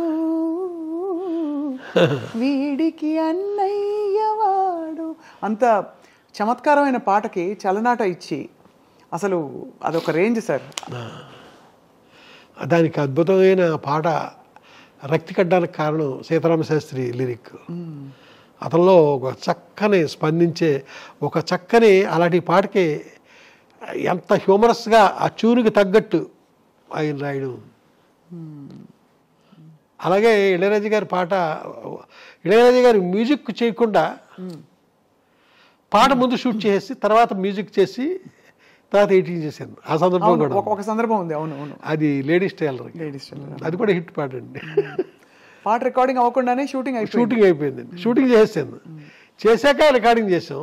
పొద్దున్న రికార్డింగ్ అయింది, మధ్యాహ్నం తర్వాత ఈ టైంకి ఎడిటింగ్ అయిపోయింది. సాయంకాలం 7 గంటలకు పట్టుకెళ్ళి ఆ క్యాన్ పట్టుకుని వెళ్తే పొద్దున్నే పాట రికార్డింగ్ అయింది కదరా, మళ్ళీ ఎందుకు వచ్చావు అన్నాడు. ఎవరు ఆర్ఆర్ చేస్తున్నాడు. అదే ఆ పాట చూపిద్దామని. ఏ పాట చూపిస్తావు? అదే పొద్దున్న రికార్డింగ్ అయింది. చూపించినప్పుడే అప్పటికే థ్రెడింగ్ ఏం చేసి పెట్టాను ప్రొజెక్టర్లో, లైట్లు ఆఫ్ చేశాను. సైన్ చేసరికి వేస్తే ఆర్కెస్ట్రా వాళ్ళంతా ఏంటి పొద్దునే కదా మేము వాయించాము, ఇదేంటి రాజు ఇలాంటి కోకొల్ల ఇన్స్టెంట్. మీ జ్ఞాపకాలే మీకు చాలా బోల్డ్ అంత కొండంత ధైర్యం. అదే చూసారు కదా, జ్ఞాపకాలే ఆహారం. ఎన్ని జ్ఞాపకాలు ఉన్నాయి సార్? ఒకటి పొలమారిన జ్ఞాపకాలు, ఆకుపచ్చని జ్ఞాపకాలు, మాట్లాడే జ్ఞాపకాలు. ఇవన్నీ మీకు జరిగినవన్నీ మీరు బంధించి అందంగా. ఏమీ లేదండి, ప్రతి వాళ్ళ జీవితంలోనే ఉంటాయి. మనకు కొంచెం పేపర్లో పెట్టడం వచ్చు కాబట్టి అది పుస్తక రూపంలో వచ్చింది, కొందరికేమో రాలేదు. అంతే. మీకెన్ని ఉంటాయి? బోల్డ్. అలాగే ఉంటాయి సార్. కానీ జ్ఞాపకాల గురించి మీకు జ్ఞాపకాలు ఎంత ఆనందమో నాకు జ్ఞాపకాలు ఎంత బరువు సార్. ఎందుకంటే జ్ఞాపకాల్లో మేము వర్తమానం మర్చిపోతామని ఒక దిగులు. నేను వర్తమానం మర్చిపోవడం నాకు ఇష్టం. ఓ అది మీకు అది బాగుంది సార్. సార్ రమణ ఆశ్రమంలో మహర్షుల వారితో మీ అనుబంధం, ఎందుకంటే రాజా సార్ కూడా రమణ మహర్షి గారి పాటలు ఆయన చేయించినా కూడా పాడించిన స్టేజ్ మీద ఒక పాటతో మొదలు పెడతారు ఆయన పాట కచేరీలన్నీ కూడా. జననీ జననీ జనని జగం నీవే జగత్కారణియే తరర కళ్యాణ రాగం. అవునండి. సో మీ ఆధ్యాత్మిక ప్రయాణం ఏంటి సార్? ఒకవైపు ఇంత చమత్కారం, ఇంత అసలు కదిలిస్తే ఇలా నవ్వించే పంచులు పడుతున్నాయి దానిచ్చి, ఇంకోవైపు మీరు ఇలా ఆశ్రమాలకు వెళ్తారంటే అర్థం కావట్లేదు. అంటే బొమ్మ ఏమిటి సార్ మీ లోపల మదనం ఏమిటి ఆశ్రమానికి వెళ్ళడానికి? ఏమీ పైకి ఎలా ఉంటాను, లోపల వేరే విధంగా ఉంటాను. మీకు సింపుల్గా చెప్పేశాను మీకు, పల్లవిలో ఫస్ట్ లైన్ లాగా. పైకి ఉండేది వేరే అండి, లోపల వేరే. బహుశా ఎప్పుడు మీరు ఎన్నిసార్లు చెప్పారో తెలియదు సార్, మీ శ్రీమతి గారి పాత్ర మీ జీవితంలో, వారు వెళ్ళిపోయాక మీ బాధ. నా గురించి తనకి ఏమీ తెలియదండి, ఏమీ తెలియదు. ఎవరైనా నా కోసం వచ్చారనుకోండి, సినిమాకి ఎడిటింగ్ ఉంటుంది, డబ్బింగ్ ఉంటుంది, ఆర్ఆర్ ఉంటుంది, షూటింగ్ ఉంటుంది, ఇన్ని ఉంటాయి కదా. తనకి ఏమీ తెలియదు. ఎవరు వచ్చినా సరే నా గురించి అడిగితే బయటికి వెళ్ళారండి ఏమి ఎక్కడికి వెళ్ళాను, తిరిగి వచ్చే వరకు నేను ఎక్కడికి వెళ్ళానో తను చెప్పను కదా. అలాగే నేను బయట అవుట్డోర్ వెళ్ళాను అనుకోండి షూటింగ్కి, తను ఫోన్ చేయడం కానీ ఏమీ చేయదు. నెల రోజుల తర్వాత మళ్ళీ ఇంటికి వెళ్ళాకనే నాతో మాట్లాడేది. ఈ లోపల ఫోన్లు గిన్లు ఎప్పుడు తను చేసిన గుర్తులు లేవండి. మీ వరకు అది స్వేచ్ఛ కదా సార్, చాలా స్వేచ్ఛ. అంటే ఒకలా చూస్తే మీకు బోల్డ్ అంతా, మీరు చాలా మందిని కలుస్తారు, బోల్డ్ పనులు ఉంటాయని. మీ పిల్లలు సార్ మీ బాణీలోకి మీ లేదండి. మా పిల్లల్ని వాళ్ళ అమ్మ ఏం చేసిందంటే, తనలాగే నాన్నగదిలోకి వెళ్ళకండి, ఎప్పుడు ఏదో పని చేసుకుంటూ ఉంటారు, ఇలాగా వాళ్ళు అలాగే అలవాటు చేసింది. వాళ్ళు వాళ్ళ అమ్మలాగే ప్రవర్తిస్తారు. నా సినిమా ఇండస్ట్రీతో సంబంధాలు అసలు అది. మరి వంశీ గారు ప్రపంచంలో ఇప్పుడు ఎవరున్నారు? ఎవరు లేరండి, ఎవరు లేరు. అంటే భౌతికంగా ఒక వ్యక్తిగా కాకపోయినా మీకు స్ఫూర్తి, రోజు పొద్దున్న లేస్తే ఇవాళ ఏమిటి నా పని, ఇవాళ ఏం చేయాలి అనే ప్రశ్నకి మీరు ఏం సమాధానం చెప్పుకుంటారు? ఇంక ఏం చేశాను నాకు నేనేనండి. ఇంకా మా పిల్లలు కానీ నా వైఫ్ కానీ వాళ్ళు ఎవరో ఇక్కడికి ఇన్వాల్వ్ అయ్యి ఏమి చేసేది ఏమి ఉండదు. మరి వంశీ గారు ఇప్పుడు మీరు 2 సినిమాలు తీయబోతున్నారని వినికిడి.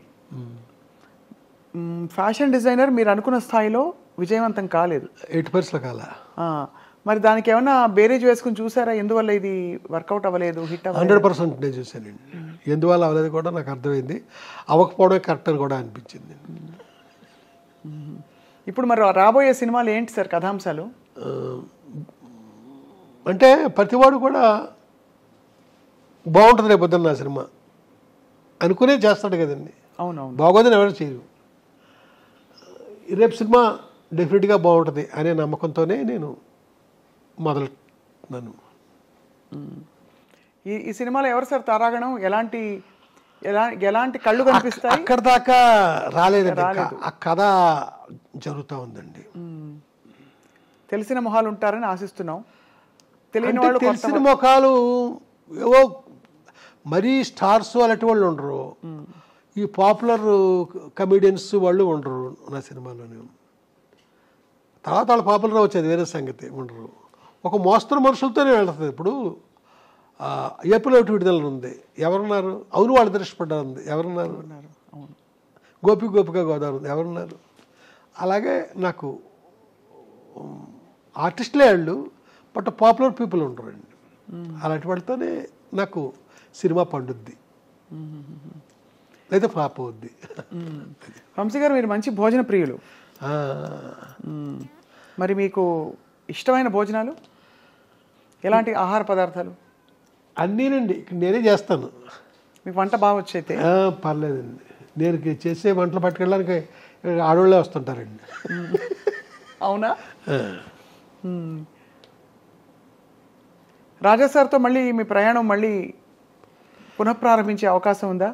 ఏమో తెలియదండి, తెలీదు మరి, ఏమో తెలియదండి. ఆయనైతే నేను ఎప్పుడు సినిమా వెళ్ళినా ఆయన రెడీ, అది వేరే సంగతి. ఇక్కడ చూసుకోవాలండి, ఆ బడ్జెట్లు అవన్నీ పూర్వలా లేవు, బాగా పెరిగిపోయినాయి. మరి ఇక్కడేమో నాకు అది అందుకోగలనా అనే రేంజ్కి నేను ఆలోచిస్తాను. అవును, అదొక చాలా పెద్ద. సరే, ఎవరు ఇతర సంగీత దర్శకులు మిమ్మల్ని ఆకర్షించలేదా? అంటే ఇష్టపడిన వాళ్ళు ఇతరులు ఉన్నారా, ఇతర సంగీత దర్శకులు? లేదండి, నన్ను చాలామంది గౌరవిస్తారండి. కీరవాణి గారు, లేకపోతే మన మణిశర్మ, వీళ్ళందరికీ నేనంటే చాలా గౌరవం. అలా కాదు, మీకు వాళ్ళంటే ఇష్టం? అయ్యో, వాళ్ళ పాటలు. అవునండి. నాకు ఇప్పుడు ఇళయరాజా ప్రస్తావన మీరు తీసుకొస్తున్నారు కాబట్టి అదే మాట్లాడుతున్నాను. అంటే ఇది ఒక తిరుగులేని ఒక ఎవర్ గ్రీన్ కాంబినేషన్. అవునండి. ఇప్పుడు హైదరాబాద్ శంకర్ గారు ఉన్నారండి, మనుషులు మట్టి బొమ్మల్లో ఎంత మంచి పాట అండి అది. మనుషులు మట్టి బొమ్మల సినిమాలో ఆ పాట మీకు ఇంటర్వ్యూ అయిపోయిన తర్వాత వినిపిస్తాను. ఎంత చక్కని పాట అండి అది. మహానుభావులు ఉన్నారండి. బి శంకర్ కదా ఆయన పేరు. ఎంత, అలాగే కోదనపాండి గారి ఎన్ని మంచి పాటలు ఉన్నాయండి. ఉన్నాయండి చాలా. టి చలపతిరావు గారి ఎన్ని మంచి పాటలు ఉన్నాయి. ఇంకా రాజేశ్వరరావు గారి మాట్లాడక్కర్లా. అమ్మో, అసలు బాపు గారు వీరభక్తులు ఆయనకి. ఇలాగా మాదేవన్ గారు, ఇలాగండి. ఏ రచయితకైనా బాపు గారి బొమ్మ పడాలి అనే ఒక కోరిక ఉంటుంది కదా సార్. అవునండి. బాపు గారితో మీ అనుబంధం ఎలా అంటే, మీరు అడిగారు కాబట్టి చెప్తున్నా. ఒక్క బొమ్మ బాపు గారికి ఇస్తే నా జన్మధన్యం అని ఫీల్ అయ్యాను నేను. నా మొట్టమొదటి కథకే బాపు గారు బొమ్మ వేశారండి. అదే ఇందాక చెప్పాను చూసారా, ఒక కాంట్రవర్సీ వచ్చి ఆపేశారనని. అప్పుడు బాపు గారు బొమ్మ కూడా అయిపోయింది. అయితే ఇక్కడ చెప్పొచ్చేది ఏంటంటే, బాపు గారి జీవితంలో, ఆయన జీవితం మొత్తం మీద ఏ రచయితకి వేయలేని బొమ్మలు నాకే వేశారండి. 450 బొమ్మలు, 450, 500 బొమ్మలండి. నా మొదటి సినిమా నుంచి మొన్నటి దాకా ప్రతి సినిమా లెటరింగ్ టైటిల్ ఆయనే రాశారు. 450 పైన బాపు గారు బొమ్మలు వేశారండి నా ప్రతి కథకి. ఇప్పుడు నేను రేపు కథ రాస్తే ఇప్పుడు బొమ్మ ఎవరు రాస్తారు అనే పరిస్థితి నాది. ఇప్పుడు పసలపూడి కథలు ఉన్నాయండి, 72 కథలు. 72 కథలకి 72 బొమ్మలు ఆయనే. దిగువ గోదావరి కథలు 52 కథలు, 52 బొమ్మలు ఆయనే. ఇలాగా ఇంకో ఆకుపచ్చని జ్ఞాపకం ఉందా మీకు చూపించాను, ఆ కథలన్నీ ఆయనే. ఇలాగా కొలండి నా దగ్గర, అన్నీ బాపు గారే. ఆయనకి నేనంటే అంత ఇష్టం అండి. నువ్వు ఎందుకు ఏంటంటో పిచ్చి పిచ్చి సినిమాలు తీస్తుంటావు, అప్పుడప్పుడు నువ్వు కథల మట్టుకి అన్నీ మంచిగా రాస్తుంటావే అని తిట్టిన సందర్భాలు చాలా ఉన్నాయి. ఏ పిచ్చి పిచ్చి సినిమాల గురించి అన్నారు ఆయన? అంటే ఆయనకి అంటే మరి నేను అన్నీ మంచి ఏం తెలియదుగా. ఇప్పుడు ఓ రోజు నేను ఫోన్ చేశానండి, ఒక 2 నిమిషాలు తిట్టాలనుకుంటున్నాను, మరి భరిస్తారా? ఎలా సార్? చెప్పండి సార్. ఇప్పుడేనండి మీ కథ చదివి రమణ గారు కళ్ళమ్మ నీళ్లు పెట్టుకుని వెళ్ళారు. మీ కథకి నేను బొమ్మేస్తుంటే వచ్చి చదివి కళ్ళమ్మ నీళ్ళు పెట్టుకెళ్ళారు రమణ గారు. ఇంత బాగా రాసే మీరు ఏంటి అంటే పిచ్చి పిచ్చి సినిమాలు తీస్తున్నారు. ఒకసారి లేదు, మనసు పెట్టుకుని కథ రాయండి, అది సినిమా తీయండి, డిఫరెంట్గా బాగుంటుంది అన్న సందర్భాలు ఉన్నాయండి ఆయన. అలాగే ఏ కథకి ఆయన బొమ్మేస్తున్నారో కూడా మీకు చూపిస్తున్నా కదా. ఇలాగా బాపు గారు, విశ్వనాథ్ గారు, వీళ్ళందరికంటే భారతీరాజ గారు, వీళ్ళంతా నా గురువులండి, గుర్తులు. మీరు పోస్టర్ డిజైనింగ్ కూడా మీరే చేశారు కదా సార్, సాగర్ సంగము అని అంటారు. ఏడుది నాగేశ్వరరావు గారు ఈ సినిమాకి పనిచేవయ్యా అన్నారండి సాగర్ సంగమం టైంలో. అప్పుడు నేను డైరెక్టర్ అయిపోయాను, మంచి పలకి తీసేసానండి. ఈ సాగర్ సంగమం తర్వాత సినిమా సితారా నేను డైరెక్ట్ చేయబోతుంది. వాళ్ళ షూటింగ్ దగ్గరికి వెళ్ళలేను. వాళ్ళ వెళ్తే కమలాసనం గారు ఆ నూతి మీద తిరుగుతా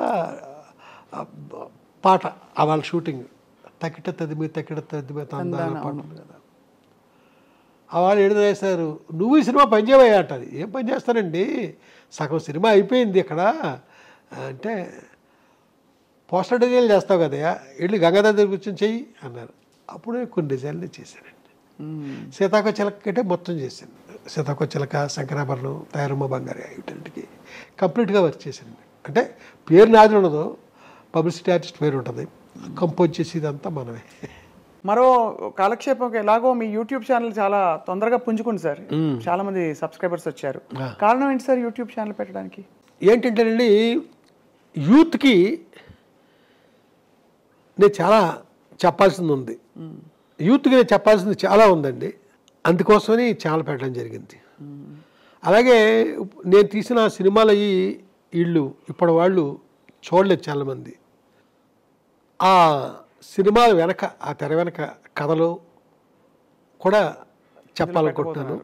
అది కాకుండా యూత్కి చెప్పాల్సింది చాలా ఉందని చెప్పాను కదా, ఆ చెప్పే ప్రయత్నమే ఇప్పుడు నేను యూట్యూబ్ ఛానల్ పెట్టండి. బాబు, ఇన్ని జ్ఞాపకాలు మీ మనసులో, మీ మెదడులో, ఈ పుస్తకాల్లో అలా నిక్షిప్తమై ఉన్నాయి. ఎంత గొప్ప సంపద ఇది రాబోయే వాళ్ళకి. సార్, అయితే మరి తర్వాతి సినిమాల కథాంశాలన్నీ ఇప్పుడు మీరు హిచ్కాక్ లాంటి సినిమాలు రాశారు, తీశారు, చాలా పవర్ఫుల్ విమెన్ మీద రాశారు, తీశారు, అలాగే సున్నితమైన కథలు రాశారు.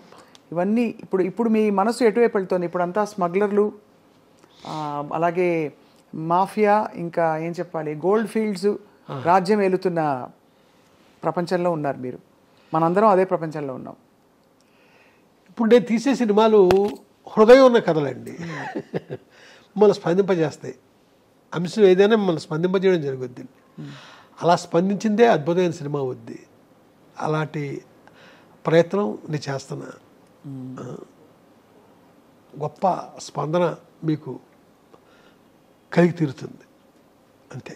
మేమందరం 1000 కళ్ళతో, వీలైతే పెద్ద పెద్ద కళ్ళతో, ఇంకా వీలైతే భానుప్రియ గారు లాంటి కళ్ళతో, అలాగే 1000 చెవులతో ఎదురు చూస్తూ ఉంటాం సార్ వంశీ గారు మీ తదుపరి చిత్రాల కోసం. Thank you. మిమ్మల్ని విసిగించి ఉంటే మమ్మల్ని క్షమించేసారు. అబ్బాయి ఎప్పటికీ కాదండి, అర్ధరాత్రి ఫోన్ చేయండి, నేను మాట్లాడతాను. అంతేనా? Thank you so much sir. చాలా అందంగా తీర్చిదిద్దారు మీ ఈ వర్కింగ్ స్పేస్ని. ఇష్టమైన 2 రంగులు పెట్టి, నలుపు అలాగే ఎల్లో, కొట్టొచ్చినట్టు వంశీ గారి స్టాంప్ కనిపిస్తోంది.